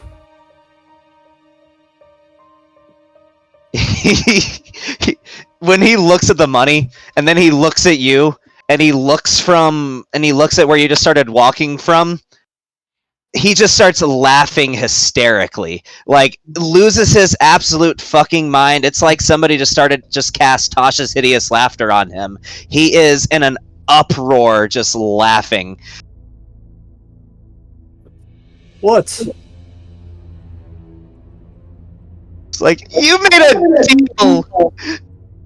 You made a deal with a succubus! Did you even read the fine print as he's just cackling madly? He thinks this is the funniest thing he's ever seen in his life. I mean, who hasn't gotten drunk and made a deal with the succubus before? Listen, if I die, I die. I don't really give a fuck. I'm glad you're so resigned to your fate, because it will come for you sooner than you know, this man looks like he's dying. He is laughing so hard, he looks like he is dying. I'm just gonna kind of saddle up to Hungan right quick. You don't just die. I made a deal like this, and if I die, my soul turns into a limere, and then I have to be a slave here for the rest of eternity. That's why I don't want to die before I finish my contract. I'm gonna pull out the contract and read the motherfucker. Oh, now he wants to read the contract. You see in the bottom fine print, the wielder of the infernal heart is now bound to the service of this individual. If this individual should die within this service, they will be reborn as a limere in service to the aforementioned contract holder. Okay, what's the contract state that I have to do before the contract ends? It doesn't list an end. It says you are now in service to this succubus, as long as that heart beats within your chest. As long as the heart beats within my chest. Wonderful. I can make shit happen. Bon, I have a question for you. Yes. I need you to make me a heart. Make you a heart. Yes. And how do you oppose? You're the tech wizard. I wish I had a spell. I need you to make me a heart. Whatever it costs for you to build it, I will make sure you get paid for it. But I need a heart. It's gonna take me research, and even if it's even possible, we're probably gonna need magic. Well, And it's listen, not we'll gonna figure be. it. We'll figure it all out. But I don't plan on dying anytime soon. I so- sure hope not. So what does the infernal heart do? You don't know yet. You're starting to feel a little warm, though. Sweet. Question, Gavin. If I was to put the health of elixir in a dart, could it be used in that way? I'm sorry, one more time? If I put the elixir of health in a dart, like the one I shoot out of my guns, could it be used in that way? It should be. Oh, He yeah. allowed me to do it. Anything that is a vial that can be injected into somebody can go into a dart. Yeah. That's the way he did it gotta for be me. Drinking, but yeah. It has I to be would like to ingested, buy which it. means it has to go into Yeah. your body. Yeah, I would like to buy the elixir of health. I put health potions in them and all the kinds of shit in my darts. Yeah, you Yeah. did. Yeah, you can buy the elixir of health. The elixir of health. Let's see. Where's Why am I not seeing it? Oh, there it is. The elixir of health that costs 500. Yeah, I throw the cash and I'll take it. Okay. Yeah, well, this is gonna get fun. Just as one last thing, you again over at the slaver, the gnome. He says, "Please, my name is Polly Wodgel. I have a family. Don't leave me here." Sorry, buddy. I am just about out of money. By the way, did those potions cost the full, the max price, the 500? Or is it I 100? run potions by minimum price. Minimum price. Okay, so fire potions 101. And okay, yeah, I'm gonna get the purple mushroom and the potion of fire breath. Okay. Yeah, the purple mushroom that is 100, and I don't do the 101. I just do an even 100. And then the potion. So that's just like 200 gold for both of those. Ooh, and the potion of frost giant strength. I don't know if I'd ever need to be super strong, but that would be kind of cool. That's only 500 gold. I shouldn't need super strength. I'll take the potion of fire breath and mushroom. So I'll deduct. Did you already put it in my inventory? No, I dragged them into the chat, so Okay, gotcha. you can drag them into your inventory. That one, and then I deduct 200. Okay, Oh, cool.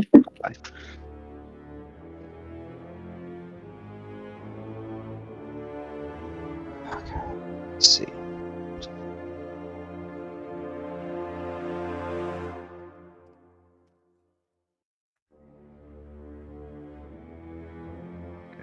So, in a moment, and Ungan, you're the one who's most keenly aware of this because Lulu is on your shoulder after all. You hear her and just kind of her higher voice, like, let out this pained grunt. Some of my memories, they're coming back.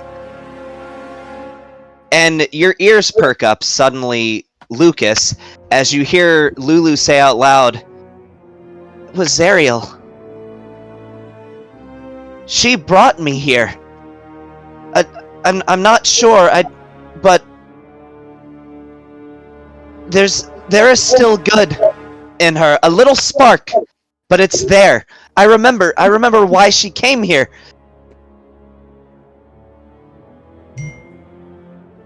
Do tell.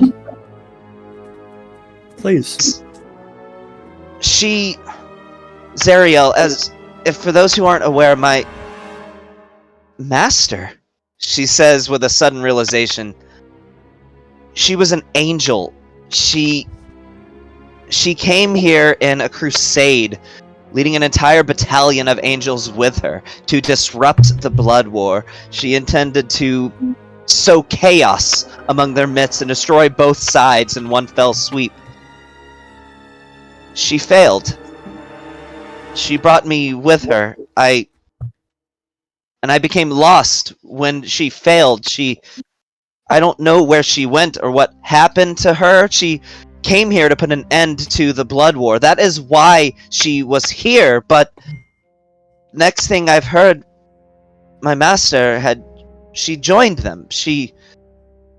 Not only did she join them, she became a devil prince. She led the war effort. Why would she do that? Because her mind was lost. But we're No, going to. she's we're going stronger to try than that. We're going to try to fix that.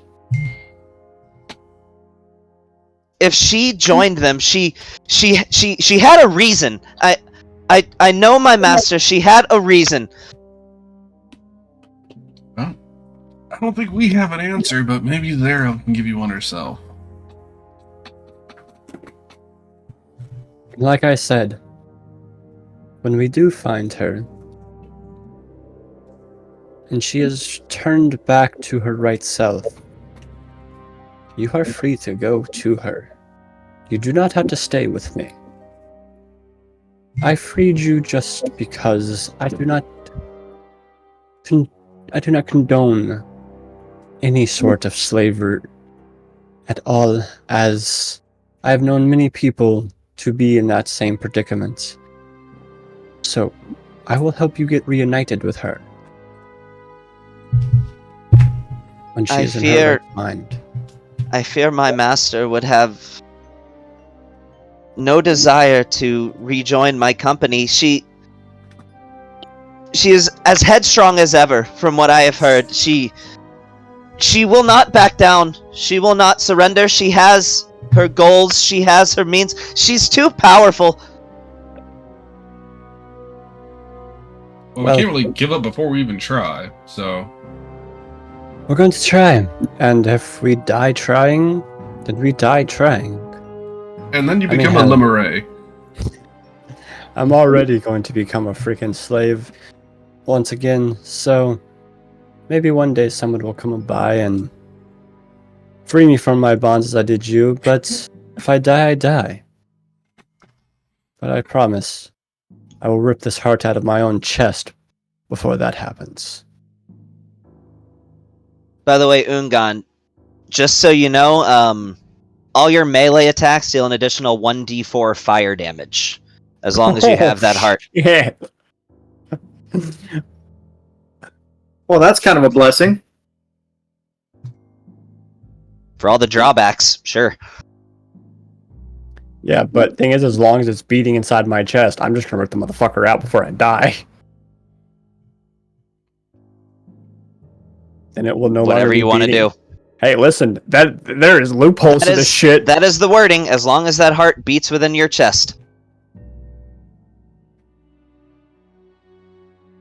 So, on that, just to refresh a few leads that you guys may have. So now you have Lulu with you, who you take it to have some connection to Zariel. You do know out there somewhere there is currently a demon by the name of Kochi, if I'm pronouncing that right, who is locked up in a pit that has differences with Zariel. He lost Zariel in one-on-one combat and got imprisoned, and then Zariel stole his toy. On top of that, Lucas, you also know that Zariel has a major vendetta against the demon lord Yinogu. That is her public enemy number one. She wants Yinogu dead more than any other demon. There is currently, the skirmish is going on. There is currently a battle that is going on at the edges of the river Styx now, meaning many demon generals are likely present within Avernus at this very moment. You would know where the Iron Fortress is if you had any desire to visit it. So, No, what doing with Yinogu is gonna help. I don't know if there's any way of, like, if we killed him, it'd be like, oh, Zerga wants to meet you herself because you killed that guy. I mean, if there's a way we could set that up, maybe, but...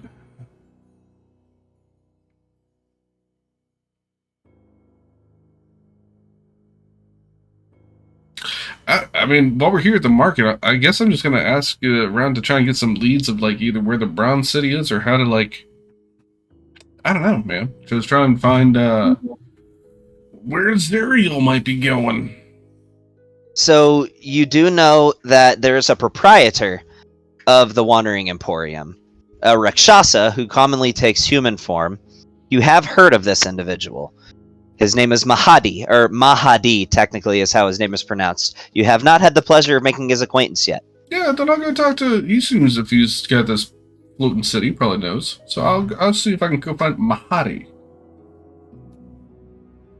Okay, let me pull up his NPC sheet because that has stuff. Okay, so you notice again very Arabian-esque design. This coned building in the back of the Wandering Emporium, and you stumble upon Mahadi. This individual is very suave. He he's wearing he's kind of wearing an open vest, bare chested. This vest is like a regal purple silk material. He's got a golden ring on every finger. Back. Oh, welcome back. I didn't realize you were gone. My bad. You only messaged me that you were going to bathe your kids or put them to sleep or whatever. 30 minutes and you didn't realize I was gone? You got your They were camera turned doing- off. They were doing shopping and Yeah, stuff. you had your Yeah. camera turned off. Well, well, you were there with the slave. So Lulu had an epiphany, and the epiphany was that Zariel, the current leader of Avernus, is her former master, and she came here because she came here with Zariel, and she's been trapped here ever since. So Lulu's the angel thing. The little angel elephant thing that's 2 feet tall. That Hungon Is that a girl or a dude? It's a girl. Lulu's a girl. Okay, she's not important. Hey. Let's talk about the other one. Oh, the slave? Yeah. You don't know anything about her yet. Well, I want to delve into questions. Okay. I want to get balls deep into questions. I'm glad you get this. Don't tell me you just basically. Never mind. I'm not going to finish that sentence. I wasn't expecting you to buy her when I input her in the shop. Anyway, Why not? What did you think was going to happen? I I don't will say, know. Azrael will just come up and give her a quick tap on his staff, and he's going to cast Mage Armor, and he's just going to go, sorry? oh my god. Here's something. Oh, now her AC is higher. We just want to. I'm not. So to describe I'm this, not this is a gonna say high it. I'm elven not gonna female say it. with green eyes, shoulder length blonde hair. Looks to be 100 or less. It's kind of when an elf is in between the ages of 20 and 100. It's kind of hard to tell their exact age because they look the same at either age. Yes. But she's probably less than 100. Cool. And she's just wearing slave clothes, tattered rags. There's Same as that any other slave. somewhere. Yeah.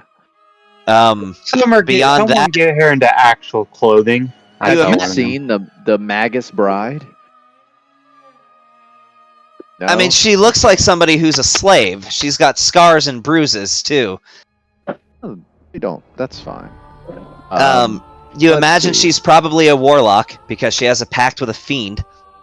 Anand will gift her some nice robes, some of his personal collection. He's one to maintain his property. I'm gonna So I'm we're gonna say go that get her dolled up. I'm gonna offer her some clothes. Let's say I have some clothes for you right here, and I'm gonna pull out a string bikini. Why do you have that? Just letting you know, I'm a bard. if you guys are trying to do what I think you're trying to do, you've got a long way to go because even though you have literally bought a slave, she's acting like she wants nothing to do with either one of you. She's afraid. As far as she knows, you're still a slaver. Her situation hasn't gotten any better as far as she knows. There's just so many opportunities. gonna get better. But I don't want you all to think lesser of me. So, she's not acting nicely to you.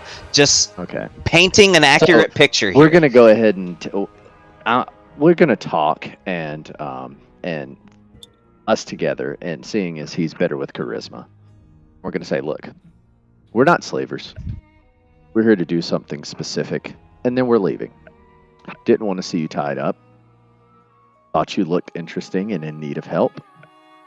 So, how about we just call ourselves a team for now? And then we'll get you out of here. How's that sound? She says in a frustrated tone, "He told you my pact forbid me from escaping slavery, and you purchased me to get me out of slavery. I'm sorry if I'm not buying." Here, let me just kind of... Did you want me to just leave you there? Okay. I mean- What if your command from your master was to go do whatever the fuck you wanted to do? Hey, this ain't Aladdin. I'm not wishing for anybody to be free just yet. I want some information. I don't think she gets the Aladdin reference. I don't think. And neither do you. It's crap. Anad, maybe Ugh. I can help out here real quick. Yeah. And I'm just gonna Yeah, look at I'm her. I'm not like, wrong. look, I get it. I can sympathize. And I'll just sort of lift up my back to the cloaks, and you can see the whip marks from whenever I was in her situation. It gets better. You gotta trust us. But it can Yeah. get better. I love slaves. He's one of my best friends. She says, as long as the Abishai Zorganis holds the contract that I signed, my situation cannot literally get better. I understand, or maybe, actually, I don't believe you actually intended to help me, but if you did, I'm sorry, you failed. You cannot help me. Then why did you ask us to? Why did you beg us to take you with us? If your I don't think situation she can't did. get better. They She both did. did. Yeah, they Yes, did. she did. Yeah, she Yes, did. She absolutely did. Absolutely did. That was a I don't know, it mess might up have on just my been the part gnome. then. It might have been just the gnome. I don't know. No, it was Hey. both. No, it was both of them. Then that Yeah. might have been a mess up on my part then. I apologize. No.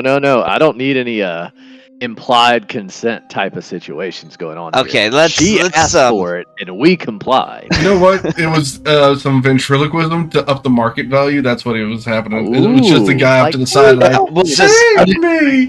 we'll just say that. She says, I appreciate what you're doing, but I physically cannot contemplate a way out of my situation.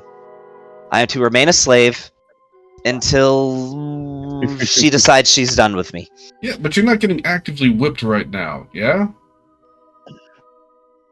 You're not wrong. Well, then it's better. Come on. If it's going to be Yeah. bad, it's going to be bad, but it could be worse. It could be worse. We're pretty cool. We're very clean, organized, scholarly. We know elves are superior. Like, there's a whole lot of stuff going on here. You should consider yourself lucky. She, in a moment, she centers herself and she says, I do, and thank you. Just understand that when you take me with you, you take on the baggage of my patron too. Oh, baby, that's okay. We are totally ready to do that. She will not be done with me just because you take me from the hells, if that is what you even intend to do. Baggage is our specialty. You have no idea the type of luggage that's being carried in this group right now. Hey, this guy right here. We're in and I- hell by our choice. Come Hey, on. And This I guy right just here, I'm going to signed point a to, contract to be, give myself as a slave. So at this point, we're all kind of fucked here. I'm going to point to Shiziki and say, this guy's fiance Shiziki. has been trapped in hell. Yeah, or wait, what's his player Lucas. character name? Where's Shiziki come from? If Shiziki was here, that'd be perfect. Shiziki's about to tear this whole place wide open. No, his I'm sorry. Discord name is Shiziki. Yeah, his Discord name is Shiziki. I couldn't remember his player name. I just know Shiziki. Lucas. Okay, Oh, yeah. so Lucas. What's the last name? Is there a last name to Lucas? Kazai. Okay, Lucas for now. So this guy lost his fiance in hell. So we got a lot of stuff to work on out here. Not the only one with problems. She looks at Lucas and says, our story is not all that different then, it sounds like. No, not quite. And to be honest, if we can break chains, well, let's just get to breaking. I signed this pact to save my husband's life. However, I missed the fine print that stated that he would be reincarnated as a devil. Oh, that's He got reincarnated as a Cool. devil? Correct. No, he so got what you're saying reincarnated as a slime. is you are no longer married. Oh, She ignores that. I was I missed the fine so print there's on the my possibility. There's a chance. There's a chance. I missed the fine contract on mine as well, so Well, then may the gods have mercy on your soul. what soul? Ah, right, that again. So anyway, I'll go to the vendor guy. Again, he runs a freaking place called Death's Gate.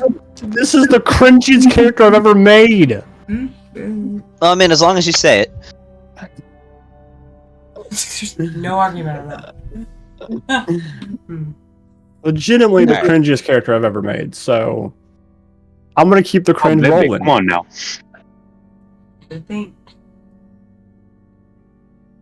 All right.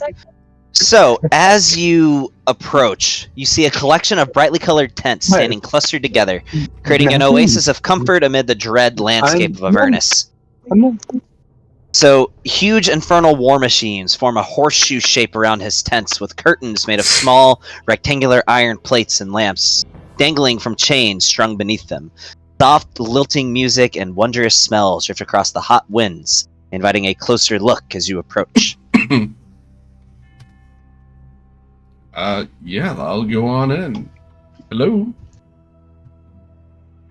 He says, "Oh, just a moment." You see what in this instance appears to be a dark-skinned human round the corner with one odd feature, and that his hands... Is he a slave? Oh no, not in remotely. His hands are upside down, you notice in these features. His thumb is... He doesn't give a thumbs up. He only does a thumbs down, if you can picture it. His hands are backwards. Yeah. Oh. Basically, Not his upside down, right hand, backwards. his right hand is on his left wrist, and his left hand is on his right wrist. Well, an evening's tranquil to you. I do not know what that means, but welcome to my emporium. It is not often that I see a human here. Now, tieflings, we see quite a lot of those, but the rest of you, he gives the group a scan. Well, you stand out, to say the least, but thank you for finding my emporium, though. I do hope you found my accommodations to be quite inviting. I am Mahadi. It is a pleasure to make your acquaintance. Now, you have sought me out, but what is the reason for this? Well, honestly, I was trying to just get some directions, but maybe, since you seem to be of somewhat of a stature here and working in information, maybe you could broker a meeting, or at least give me an introduction. I see. Now, who is it that you wish to speak with? Well, somebody that seems to be very important around here. Mrs. Ariel. Oh. Now, why do you want to speak with her? That is quite interesting. Well, you know, there seems to be a lot of things happening, and, well, I just seem to have some information and things that she might be interested in, so I wanted to see, perhaps, if I could be able to bring that to her attention myself. I see. Just a moment. Step inside. We have much to discuss, and you see within his home there is a lantern that appears to be just hanging. That's kind of illuminating this whole thing with this eerie magical light. And he turns to it and shoots an eldritch blast, and it knocks it down, cutting all the lights off. You can still somewhat see, after all, this is hell, and the spouts of fire off in the distance bring a pretty decent amount of illumination, but, well, you just notice he can cast Eldritch Blast. Take a step into my office. Let's speak more towards the back. Wouldn't want any wandering ears. Any with undue curiosity, if you catch my meaning. I think I get it just fine. Lead the way. So, can I get an investigation check? Yes, you can, Gavin. Yes, you can. As you make your way down this hallway, Oh my god, with a 3. I finally had a 21. chance to roll an investigation check, and it's balls for a roll. I'm looking at any investigation check that is over 15. And if you have an investigation check of higher than 15, I'm going to ask you to make an insight check after you notice a few details. Am I allowed to do it? Have a passive 14. perception of 18. Are we all? Can we all So roll? I do default to a passive investigation when it comes to, I guess. Well, no, we're not going to do that right now. So this is Lucas and Ungan. Nice. Ungan, give me an. Wow, that is an amazing investigation check. Ungan, give me an insight check as well. Molly actually walked into a different tent. I'm not even in there. What if your passive perception is 18? Okay, so Ungan, you Wait. No, this way. you notice several scrying devices as you make your way through this. Crystal balls that appear to be set up at even intervals throughout his headquarters, throughout his home. And you imagine that if somebody were to want to, or if they could see and hear through these devices, potentially. On top of that, there is, as he walks, you notice one of his sleeves lifts up, and there appears to be a series of tattoo-like scars. Scars, definitely, but intentionally almost brands, making a very occult design. And there is, you notice that just in the, and it's infernal as well, Lucas. So you notice at the bottom of his wrist, or at the top of his wrist, right at the edge of the sleeve, you notice for a second you see the letters ASM. R? No, you don't see an R. Waiting for it. ASM, like as Asmodeus?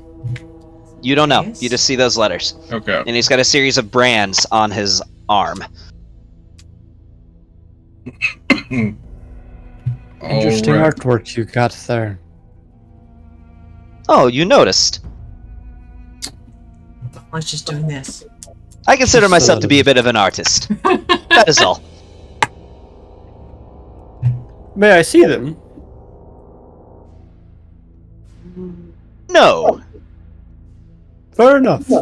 I am one of very many. I like to see interesting things, and it's very interesting to see all these Stuff. brands.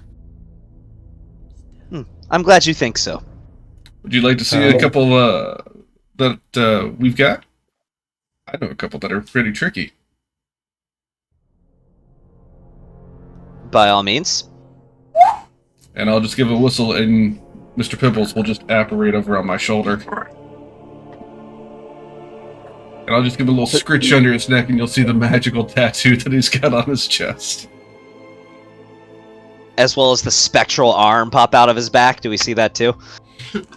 No, because that only can happen once a day, so we're going to save that one. Ah, okay.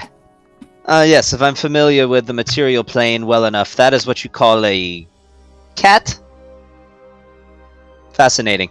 Now, tell me what it is that you wish to discuss. I meant the tattoo there, but okay. Hey, Mr. Yes, Pibble, it is the tattoo. I'll catch you A later. tat on a cat. And Cat on the cat. cat dissipates into shadow. No, you said you wish to meet with Zeriel. Why? Why is it that you wish to meet with her? Because... Well, I'm gonna be honest. There's nothing I can really tell you here that's gonna make you want to believe me right out the gate, is there?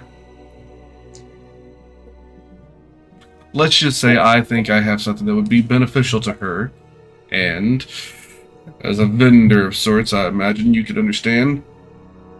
I feel it would be very beneficial to me to make sure it got to her directly. Beneficial how? What do you have? See, that's the thing. if I start divulging that here, then that really makes it more difficult for me to try and make sure I don't have to go through any third parties, because the more people that know, the more people that want to get in on the deal. So, is this even I can something give you 2 bits of very important information in exchange for you telling me what you have and why you want to give it to her. Do not lie. This, as I'm going to have the elephant in my hand, is a companion of hers that she had when she first arrived here. Yes, I'm familiar with the merchandise that comes through my market. I'm bringing it back to her. If I cared about it getting back to her, I simply would have taken it back to her. After all, it was merchandise in my market. Look, I think we're at a point right now where we're kind of having to earn a little bit of good graces of each other. You have something for us. I'm sure there's some things that you want, but you haven't even answered the question of if this is something that you can even offer. Oh, I can tell you where she is. I can tell you many things about what obstacles you may face on getting to her. All I wish to know is what you have and why you wish for her to have it. And I will tell you everything you wish to know. And again, do not lie to me. Well, I think you can understand, being the nature of your business and the location, where we're hesitant to just divulge information that can be sensitive. I can assure you the information I have you will find to be quite valuable, as he reaches over on his table and grabs a goblet and drinks a sip of wine.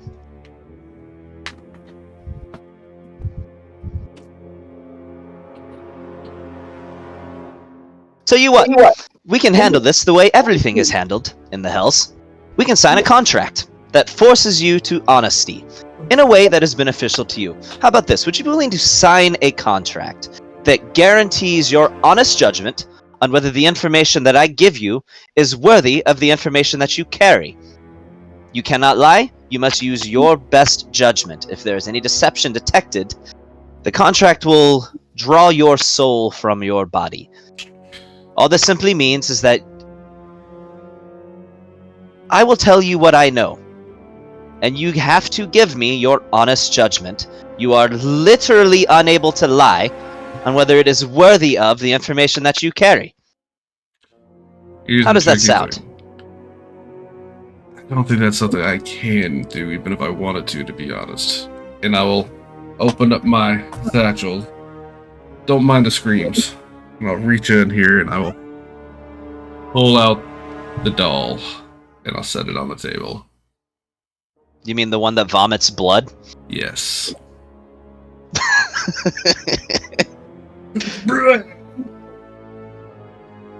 Ah, I see.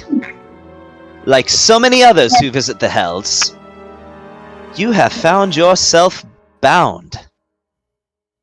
I'd say you have my condolences, but I don't really care. Then tell me, what is it that you... I'm not going to just give you this information. You have to give me something of equal value. What can you give me? Well, to be honest, what is it that you're looking for? Just information. I just want to know exactly why you're here. Because I have information and property to return to Zario. And I think I have obligations to do that. Under whom are you contracted? You see, you're asking more questions without actually giving us anything. I'm giving you the solid information. So where exactly do we go with this? There is a vampire lord present in the Hells right now that would like nothing more than to drain every drop of blood from your body. Titties for titties. Oh, is this a threat? No, this is just simply information. Ooh. Like, specifically me? Well, all of you, really. Useful information? And why is it that he wants to, why is it us? Oh, I've given you something. I cannot tell you that until you give me something.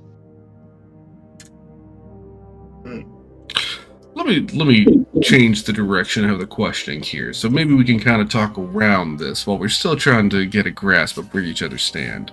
What is your stance on Zariel anyway? How did she sway you? To a certain degree, well, as you know, in the Hells, I cannot directly defy her. I mean, after all, she is a devil prince. It would be harmful for my health to do so. As far as her well-being, I care not, but I am under a certain directive to know things. And for that reason, I must ask, what is it that you have to deliver to Zariel?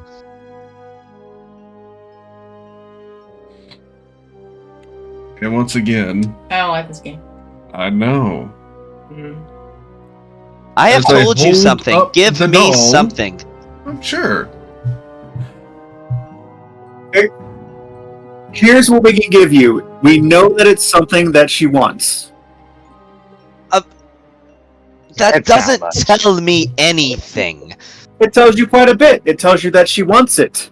So she'll want us to get it back to her. We can't give you more than that. See, I don't believe you, frankly. Zariel cares for little else She than doesn't. beheading demons. She I'd would like to not. make a persuasion check if he doesn't believe What? me. Give me a give me a persuasion check. There wasn't a specific item that she might want that you can even think of. So with that, I don't know if that's really. Anyway, well, okay, we'll go with that. So he says, you know for a fact that she wants it because Zariel is, well, very enigmatic, very pragmatic, to say the least.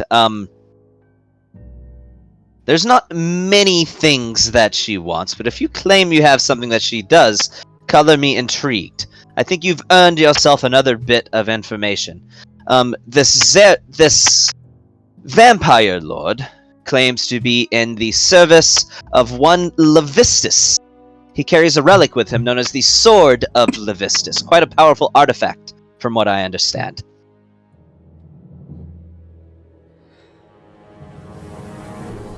For one reason or another, whatever mission that you may be on here, he wishes for you to not complete it. Therefore, I must ask again, what is your mission? What do you have? I need to know. I mean, I think I've given you all I really can without putting myself and my friends here in danger. It's not that I don't want to tell you, it's just that I don't think that's going to be a wise decision. Do you believe you can find the Bronze Citadel without my help? Maybe. To be honest, we're kind of figuring it out. Maybe. Excuse I me. nudge Neston. Is he waking up? No. Okay. Well, then maybe. One second.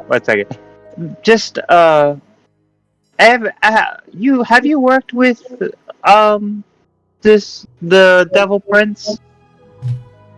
What kind of question is that? I am the curator of the Wandering Emporium in Avernus. Okay. She runs Avernus. She controls the everyday dealings of this entire layer of hell. Of course, I have dealt with Zariel. Okay. Okay, then just bring us to her. 1 second. What do you think she wants? What do you think for a person that has no wants or needs as far as just killing demons? What item do you think that she would want? I don't know. She Use already has a powerful weapon in her grasp. She wants demons dead. We all know that she has a bit of a blood feud, to say the least, with the Knoll Devil, or with the Knoll Demon Yanogu. We all know this. Let's just say the item is of a specific value. You're not telling me shit here, and you can tell he's losing his patience. What do you have? A relic of some kind. That's as far as we can tell you, that it is a relic. There's more than one powerful weapon in this universe. It is definitely a relic. That is for sure. But that is all I can tell. That is all we can tell you. Here, I got a deal for you. Bring us to her, and if it's not something she wants, she'll kill us. I'd have to have permission to do that. All right. We'll Then I wait. think you could mention the name Lucas Kazar, and I think she'll be intrigued. Name doesn't mean anything to me, and I know everything about Avernus. Well, Not it'll everything. mention something to her. Where do you think Lucas got that doll from in the first place? Yes, Lucas, where did you get the doll from? Your From pack, correct? somebody here. Yep, and somebody that doesn't want to be named here. So that's why we're not going to say that. Look, I'm trying to give you what I can. You can obviously see you're frustrated, I'm frustrated, but there are certain things, bounding things, that can't be said right now. So what else can we do to try and come to terms? He says with a smirk, "You speak of contracts. Like that means anything to me." His grin keeps getting wider and wider. You know who controls the contracts in hell? Who can instigate them, nullify them, really take any step that he would like? You know who of which I speak? Unless you're Who talking may about that be? Asmodeus. And when you say that, he goes, ding, ding, ding, bingo, as he does a little dance around in a circle and says, see, Asmodeus, as he pulls up his sleeve, happens to be the devil to which I am contracted. So if you will please tell me everything it is that you need to know, I will be forwarding this information to him. And everything you have already told me. And if you wish to keep your souls, you will comply. My soul's already given to someone. Oh my god. Yeah, we know. As long as this isn't really going to be Yeah, much of an issue. This secret is not my secret to tell, so I mean, let Lucas- Asmodeus take my soul. It can't be any worse than what I'm already going to go through. Can we agree on how to As say you his name? continue Very talking, frustrated. each of the lanterns in the room, their lights begin to snuff out slowly in succession as the room begins to take on a more ominous tone. I'm going... Oh, you can play with lights. So can I. And I'm just going to make the freaking gauntlets ignite into fire. Look, He now says- it's bright. I'm going to ask you one last time. What is the relic that you carry? We're not telling you.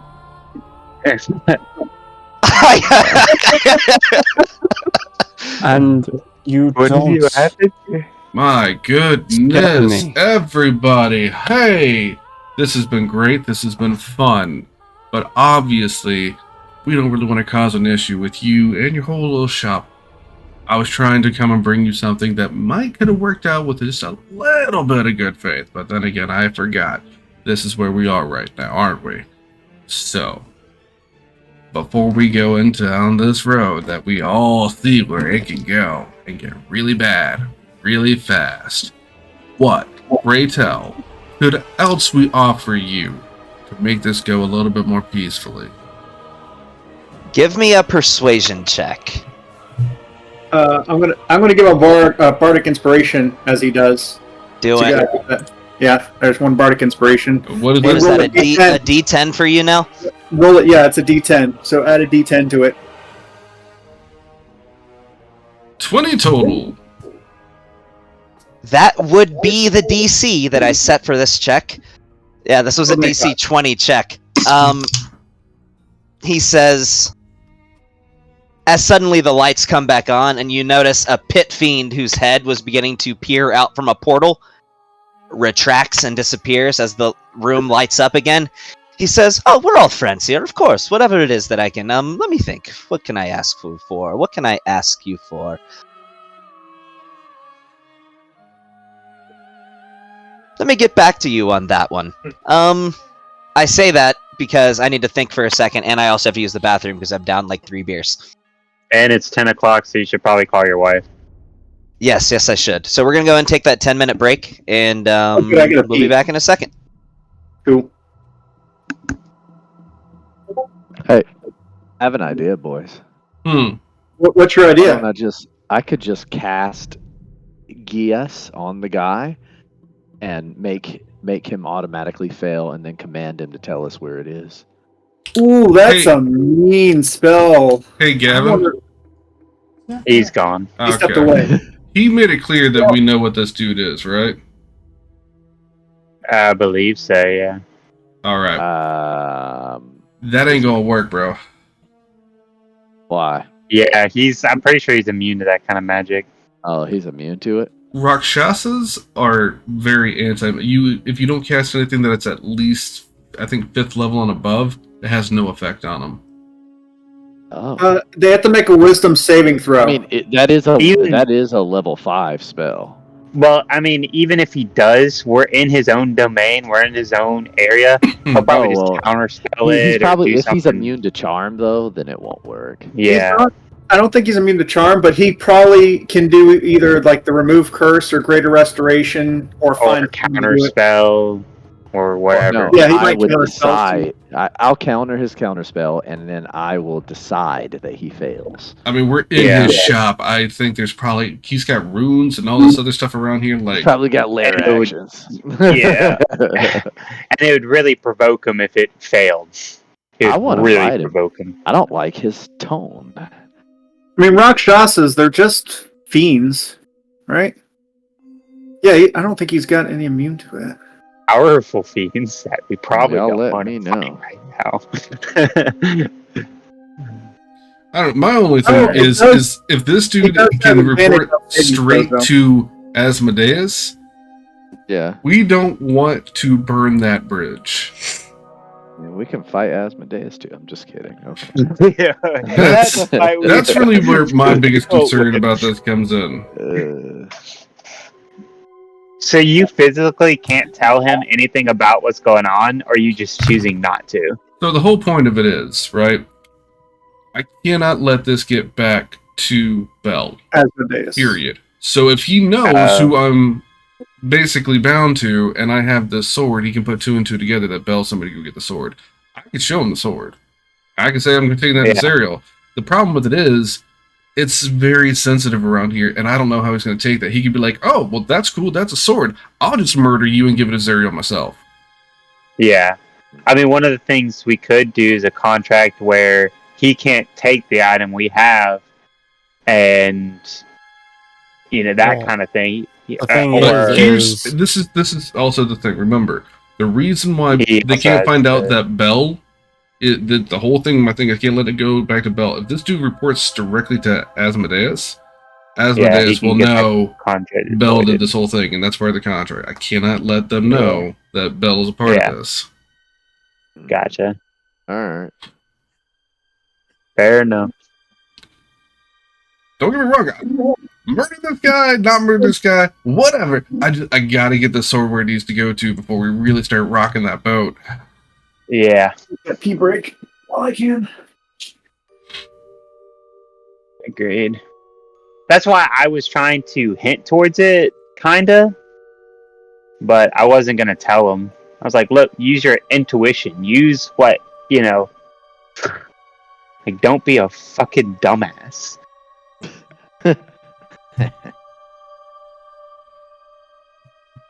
Gavin, But do being- we know what this guy is? He's not. In game? What are you guys talking about? Do we know he's what here. this guy is in game? He's a Rakshasa. You already know that. Okay, Oh, well, yeah. I was trying to make sure, like, before we start talking about He's in- strategizing spells, like, how Yeah. Rakshasas work. He's in humanoid form because Rakshasas are natural shapeshifters, but yeah, Rakshasas are like they're devil humanoid tiger things. They're basically like they're pretty much satanic freaking Yeah. tabaxi basically. They're But before they're we start fiendish talking, like, tabaxi. throw this spell out, do this spell. I'm like, dude, most spells aren't even gonna work on this guy. Yeah. Yeah. Hey, quick, while we're still at this break, Brandon, are you here? Yep. So I kind of rethought it. When you ever start that thing on Wednesday, I'm not gonna do Arcane Trickster. I'm gonna probably do a fighter rune night. Okay, we can talk about that later. Yeah. Jesus, I'm looking at his stat block. Rakshasas are actually pretty damn strong. No, my idea for Go ahead and share it with us real quick. yeah, go ahead. So my idea for the next character that I want to do, he literally does quotes all the time. Like I'm just gonna find inspirational He quotes just and all that. randomly uses Just quotes in conversations that Yeah. don't really need quotes. No, he's gonna No, like he's talking about like actually like quoting people like Oh, okay. I Yeah. thought it was like inappropriate quotation marks. I thought that's what you were meaning. no like Literal. quote. reference. I'm actually thinking about taking the thing. What was the thing that you have? What is that Lucas has? Inspiring leader. Oh yeah. Yeah, I'm doing that, and then just doing an inspirational quote as the speech. Like Do or do not. There is no try. It's not what you can do for your country, but it's what your country can do. That's not what you can do for your country. Ask what your or yeah, other way around. But yeah. not what your country can do for you, but what you can do for your country. Fuck Wait a minute. Mm-hmm. You've seen this. Yow. Please, Daddy. Or just come up with a random quotation mark or quotes where it's like Mhm. the human rectum can hold 7 raccoons. Okay. Just random like- quotes. I liked this quote. You die twice: when your heart stops beating, and when the last person speaks your name. Oh, well then. Instant boulder falls on your head. Yeah. Quality. Well, no, I- I- because it's kind of true. It's kind of true. Like when you die, your heart stops beating, but you also die again when nobody talks about you anymore. That's why I never want to die. Anyway, Okay. not to get into the pseudo philosophical, but that's one of my goals in life. Anyway.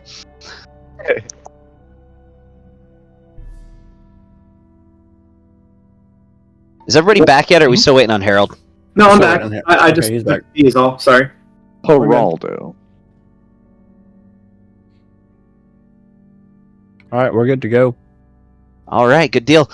So he says, I can think of a few things that I might desire. Of course, I would trade this information for any of your souls, but something tells me you're not going to be so ready to surrender those. That's all I got out of that. I mean, you can't take a so soul my that's already goal- in a contract, so My goal coming to Hades was specifically not to sell my soul, but yeah. Well, this is not Hades, this is hell. Oh, This is man, not I hell, should've this is bought the- Baldur. Welcome here. We should have bought the dwarf and then sold its soul. Oh, you mean the...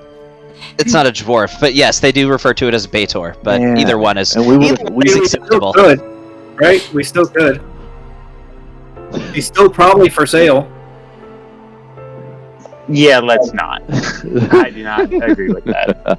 I have no problem with it. I You live- do. I'm I changing live in a somebody's world, alignment to evil. I you live do in a that. moral gray area. Look. I What live is in the- the area of success. And not Right? What is my alignment? Anon was evil. Or Anon evil is evil. natured. Yeah, Yeah. it's the beginning.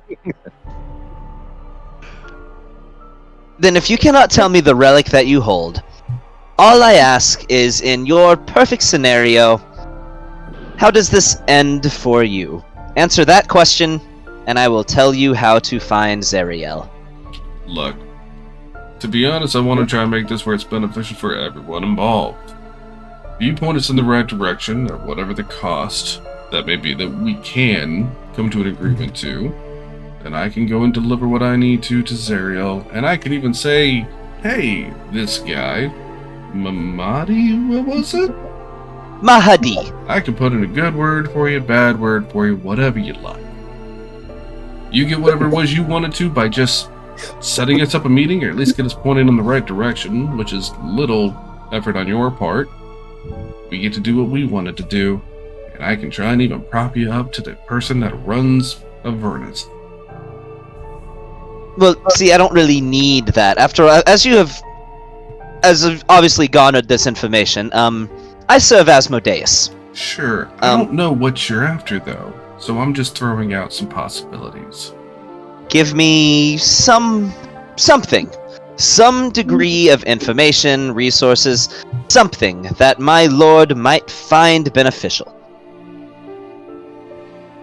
Well, we're not from here, so it's hard to really give you information. But I'm sure there's someone. I can tell you who holds the Book of Our Darkness. We'll count that as add it to the pile. What else you have? The Book of these nuts. If that's what you're interested in, I could tell you who has the Eye of Vecna. Really? And we can tell you who has the Book of Our Darkness. All Asmodeus would have to find is the hand. And do you know where that might be located? Well, now if we're getting interested, what exactly it is you can offer, and we can tell you what it is we can offer. I can point you in the direction. To the full pie. I can point you in the direction of the Bronze Citadel. I can get you there. Now, as far as... Can you get us there and in? Actually, I lied. I can't get you there. I can tell you where it is. I can point you in the right direction. You will have the means to possibly get there on your own. As far as getting there alive, that's going to be up to you.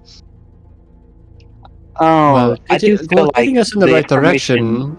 That sounds to me that you could only get one piece. The book or the eye? Make a persuasion check.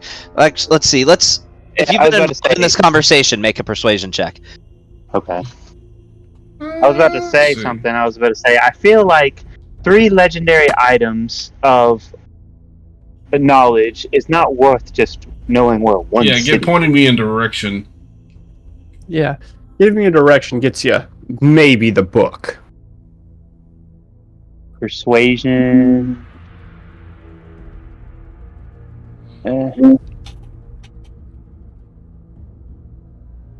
guess 18 works.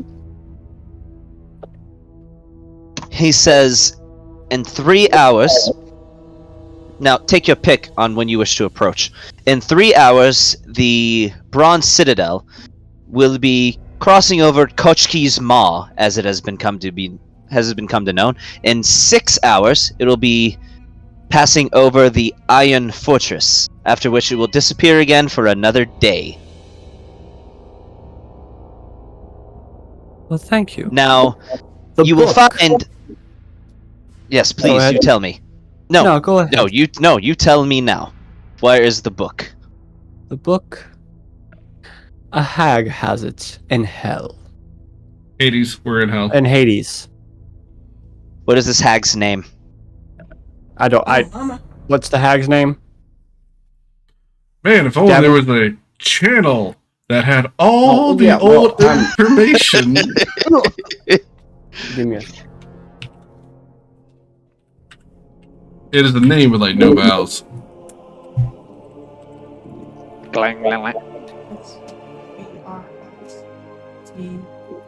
Yeah, it's like your girl.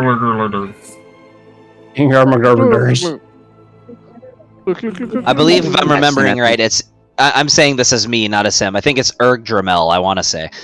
It starts with a Y, but yeah. Yardramel has it. The Where'd you Black say- Broker. Yeah. there you Yes, the Black Broker. Hmm. She has the book. Well, she also has neutral souls. She has quite a heavy degree of bargaining power. But that is indeed useful information, so I will share with you another piece. The Bronze Citadel is currently surrounded by an entire battalion of Arinyes. Anyone who attempts to approach would likely get swarmed. That being said, when the Bronze Citadel reaches each of its destinations, it does make landfall briefly. That would likely be the best time to approach. With that being said, don't expect it to be easy.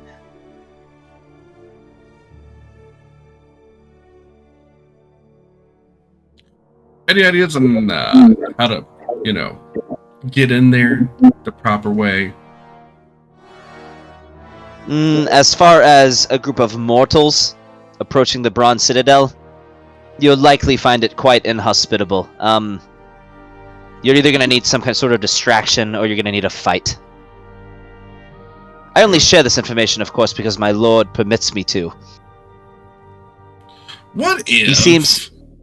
maybe we just happen to get on Zeriel's really good side, even before? Nobody is on Zeriel's good side. Well, I mean, I'm just saying, maybe we could at least get a couple brownie points somewhere along the way. Well, Something enough to at least get a conversation. Sorry, go ahead, Ungon. does Asmodeus need another soul? As he can change contracts if you say. I've already given my soul up. Might as well give it to somebody more powerful than a succubus. Well, it's not like they're going to argue. If they did, it wouldn't do much good. Sure, you're offering your soul. He can easily snatch that contract away from this succubus. Don't expect to find yourself in a better scenario, though. I don't expect myself to find myself in any scenario. So, my soul for getting us in. Let's get into the paperwork, shall we? So you willingly agree to give your soul to Asmodeus, the Lord of Hell, the Eternal One, the God of Flame and Torment. For me and every one of my compatriots to get in. Without worry. He says, and the rest of you, you're okay with him doing this? Because if you are, I am a saint by comparison to the rest of you. It's not called my soul. It's called his soul. He can do whatever he wants with it. Bingo. I mean, I Grown ass man. Exactly. wouldn't recommend it, but if this I mean, is the way you want to go. Technically, you would have my heart, not my soul, but yes. Well, we would have both. Whatever. Will you become a knight of Asmodeus? I will be the strongest warrior I could possibly be for him. Brandon, just letting you know, you keep going up with this, you are switching classes. Just so That's you know. fine. Oh, that's fine. You're gonna be a paladin, just so you know, if you keep going this route. There's such thing as a paladin monk. I'm going to lean into Ungan real quick. It is not uncommon that he will make you sever all your ties, which means he will make you go and murder everyone from Deathgate when this is done, to make sure that there is no hesitation, and he's just going to do it to prove a point that he completely owns you. If it's to get you out of the contract and finish yours, I will do mine. There's more than one answer to this. I understand, but this is the fastest, easiest, without having to worry about any of us dying. Let me look up the oath that I'm about to make you swear. We're getting to paladin oaths now. This is exciting.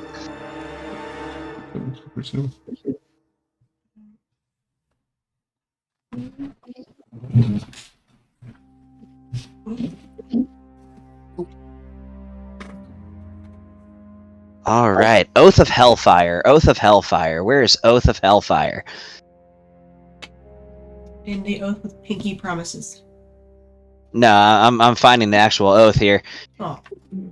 I am giddy as a DM right now.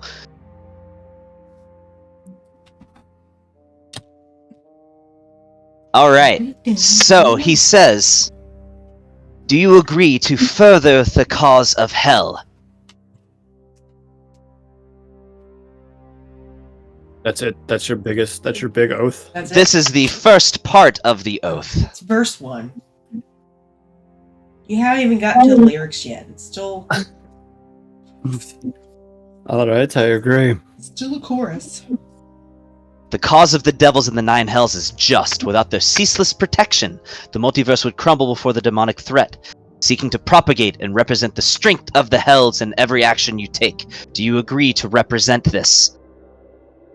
I do. Do you agree to corrupt the souls of the living?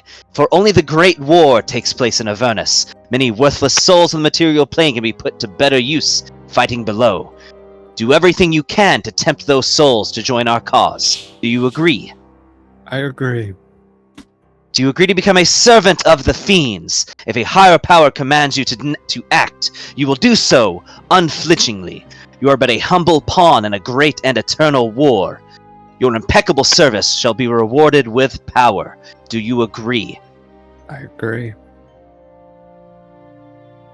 Well, crap. It's a marriage. And You may now You may with kiss the bride. What? Yes. and with that, the rest of you notice that his eyes begin to glow a bright, piercing red as his claws engulf in flames. As his scales, while as emerald as they are, take on a reddish tinge towards the tip of each of the scales. Just the tip? Just the tip, just the sharp end. As flames begin to erupt from his wings.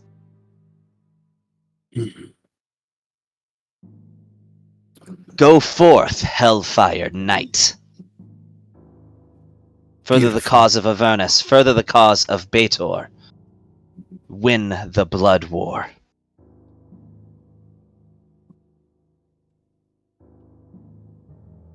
And with that, I need to upload a custom subclass into Fantasy Grounds. So, Brandon, we will be in touch within the next few days. You are a paladin now. You may keep some of your levels and monk if you would like, but you are now a paladin. You have sworn an oath. Wonderful. That's different. This almost seems like it was planned out. Did you guys have this figured out ahead of time? I Not a promise you, damn we did not. thing. That's why he has to talk to me later. No, yeah, none of this shit is planned. That's why me and Gavin have to talk later. Yeah, I didn't think, honestly, I didn't think you were going to take the bet. I was going to try to seduce somebody with this, but I didn't think anybody was going to actually go for it. So, you are a Hellfire Knight now. I'm also going to be making some adjustments to your alignment, just so you know. Yeah, chaotic evil. Not chaotic, definitely not chaotic, Definitely evil. but Probably be lawful evil. Awful evil. I'm just evil.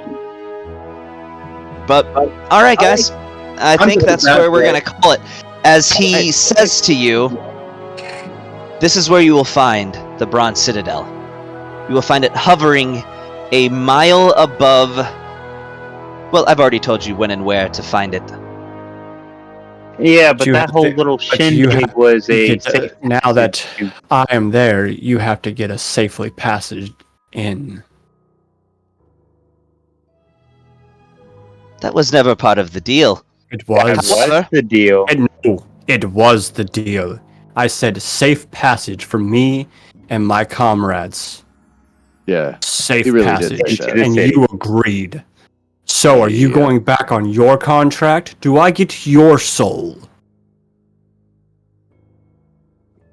I will work out the details of how to get you there. That's what I thought. Because Asmodeus would not be too pleased, as you would be going back on yours. So I said safe passage in.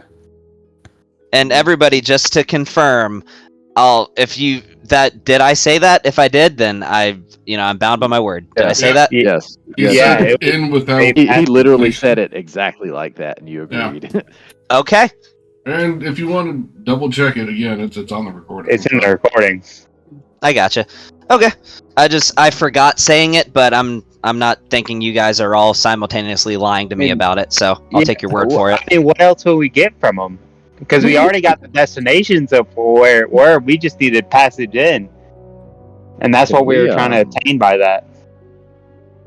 Before we end, can we have a heart to heart with our slave? Like we haven't really got to have Yeah. much conversation. Oh, absolutely. Like, We don't have to end it right now, but I was just saying that because I don't have his subclass in Fantasy Grounds. that's fine. So We need her story.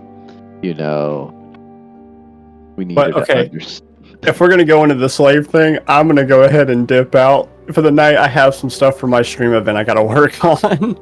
gotcha. So I'm gonna send you this document, Brandon. Okay. It's for the Oath of Hellfire. It's actually Okay. a really cool subclass for paladins. I don't think I'm gonna keep anything a monk. I'm probably just gonna go freaking straight up freaking paladin. I got a couple ideas for my paladin. You with your divine smite, you can choose to substitute your radiant damage with fire or necrotic. Fuck yeah! Like Actually, I said, you can no longer do radiant damage with your divine smite. It has to be either fire or necrotic.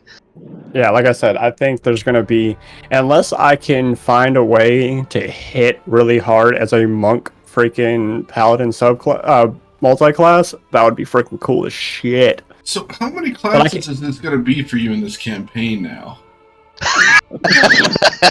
It's Yeah, a very I would fair run this question. class for a little bit. Hey, Good. listen, it's three by choice, fourth by storyline. Storyline makes it better. Because I didn't choose to change classes, technically. I did, but it's storyline based, so. But same character, just different class. You are now bound by Raven. you are now bound by an oath, though, meaning that you risk becoming an oathbreaker if you break your oath. Granted, how much worse is an oathbreaker really being when you're a knight of Oathbreaker's hellfire? This is his sixth one. Because it was Raven initially, Raven when she died and came back, then the Druid, then the guy with the forge on his back, then first version of Hoongan, and now the second version of Hoongan. Sixth class he's played in this campaign. Oh, there we go. Wait, did you also get the guy that did what was it? It was the spell guy who he did it for the arc, just that little arc. Oh yeah, I had another one for the mini arc. That was the mini forge guy. That was the forge guy. Hey, it wasn't. Brandon, It you was cool the with being a dex-based Ranger. paladin, Oh, though, no, since it your was the stats are Druid. already dex-based? He played a druid. Yeah. Probably. I kept Yeah, I that mean, your one. sex- He was a Druid for like one session. Yeah, that was just for the mini arc. He was a druid for mini arc. But yeah. We'll talk about what's going on. I'm gonna look up some stuff. Yeah, I'm gonna send you a few screenshots of this subclass. It's actually really cool. It's a really cool subclass. Yeah, we'll talk. You get to talk with them about their whore, or I mean slave. I mean She's not a I mean, whore. beautiful lady. A stripper. She's whatever she. All right, but I'll talk to y'all later, guys. Hey, I'm out. All right. Tell her not to do too many drugs. Yeah, trying to do drugs too bad. I'll catch y'all later. So, yeah, I mean, I wasn't trying to necessarily call the session early, but as far as with him, I just don't have his shit. But any RP stuff you guys want to knock out, by all means, I'm here for it. Yes. Well, we need to role play so we can lure her into a false sense of security. Oh my god. So we gotta do this. Help me out here. I'm with you, buddy. I'm with you every step of the way. You know, this is my fault. I should have known it was going to go this way. I mean, I'm looking at This one is- guy that just like literally committed himself to the devil. A couple of my other buddies buying up slaves to get into false sense of security. I'm like, I brought him here. This is really my fault. Like, Right. True. Mm. I mean, seriously, you're like, I'm gonna put this hot elven girl as a slave that they can buy. Nobody's gonna go for that, like, right? What did you think? guys, was I'm gonna just saying, happen? I'm putting it out there. We haven't actually set up a base of operations in this campaign yet. Maybe we should just move to hell. Like, I'm just saying, like, it seems like we're Honestly, finding. it's the best place so far that we have been. I'm just saying, my guy has probably slept with a lot of women, but maybe not with a tiefling yet, and this would be the place to do it. Well, it seems like you guys are enjoying the slave market. Bond looks like he's enjoying all the war machines. Like, there's a little something for everybody. Right? Like, it's really You know, one of your companions just swore an oath to hell. That's what I'm saying. He's Maybe done we just worse. need to set up camp. Like, really, this is the home group now. called? What is the group called? Motley Crest. Motley Crest. We probably need to rebrand. Like something that has to do with hell. Okay. Like we're just the Hellion. We just had turned a great into a name straight up evil previously. campaign now. Like that's where it's going. I mean, how are you guys gonna feel traveling with a literal knight of hell? I mean, I'm care. a very accepting person. It doesn't bother me at all. Oh, okay. Everything Brandon has brought over the past 2 years to the campaign. This is a walk in the park, my man. I've been killing my own species in a war of attrition. This does nothing to me. Okay, well, you've got a knight of hell. And a slave wearing purple robes. I mean, Yeah. I'm legit thinking maybe we just should move to hell. Like, it might not actually be a terrible thing to get a base here. This could be cool. I'm not gonna lie. Like my character is very much morally gray. Like I was There's all no about. sanguine Justicar here, so I would love this place. Sanguine Justicar, what do you mean? I think he means Knights of the... What is the Kingdom? Agents of the Kingdom. That guy, yes, those agents. Oh, That because dude that there's I none hate of them whose there? name I carved into my arm, yes. I hate that guy. Yeah, if I have his name in my notes, I'm forgetting his name. Yeah. It's in my arm. It's in your arm. I could already see Harold. He's gonna pull a little toy out of his inventory and be like, "Hey, I have a favorite pastime. I'm really This is gonna get so cringe. Chew. Yes, it's gonna be extreme. I thought you were. I genuinely thought you were gonna be like, oh, 10,000. That's too much. No, he said 10,000. I'm like, I got 4,000. You know, No, how I much you made her got? the most expensive slave because I didn't want you guys to buy her. That's why I made her the most expensive slave. Oh, If you wanted us to not buy her, should have made her not hot. Once again, Gavin, what was the message I sent you earlier today? Don't give your players something you don't want them to use. Is that the one you're talking about? And then what does it say after that? Even NPCs? Especially NPCs. No, we have two Really good slaves. This whole time, Gavin was just like, "Oh man, I don't know if I should have given you guys Azrael to take down. He's powerful." That's what's like. If you put something in your game, the players may get it, including NPCs. Like you thought we were gonna go ham over the potion shop. No, this was a slave shopping session. I was telling my wife while we were in there getting the kids ready for bed. She's like, "You have a problem." What, you told her that you bought a slave? Yes, I was like, "Honey, we just bought a slave." Everyone else, it's funny. Everyone else is like, "Oh, slavery's bad," and I'm like, I mean, Like, okay, why not? like I've done worse. But what's funny is my character's whole motivation initially when he was younger was to save his people, the changelings, from persecution. Well, that's done. Now that I'm in this time, like there was nothing important that I was really concerned about. So I was just in fuck around mode. You know, adventure, like exploring around, sleeping with women, making money, gambling, Buying slaves. doing whatever.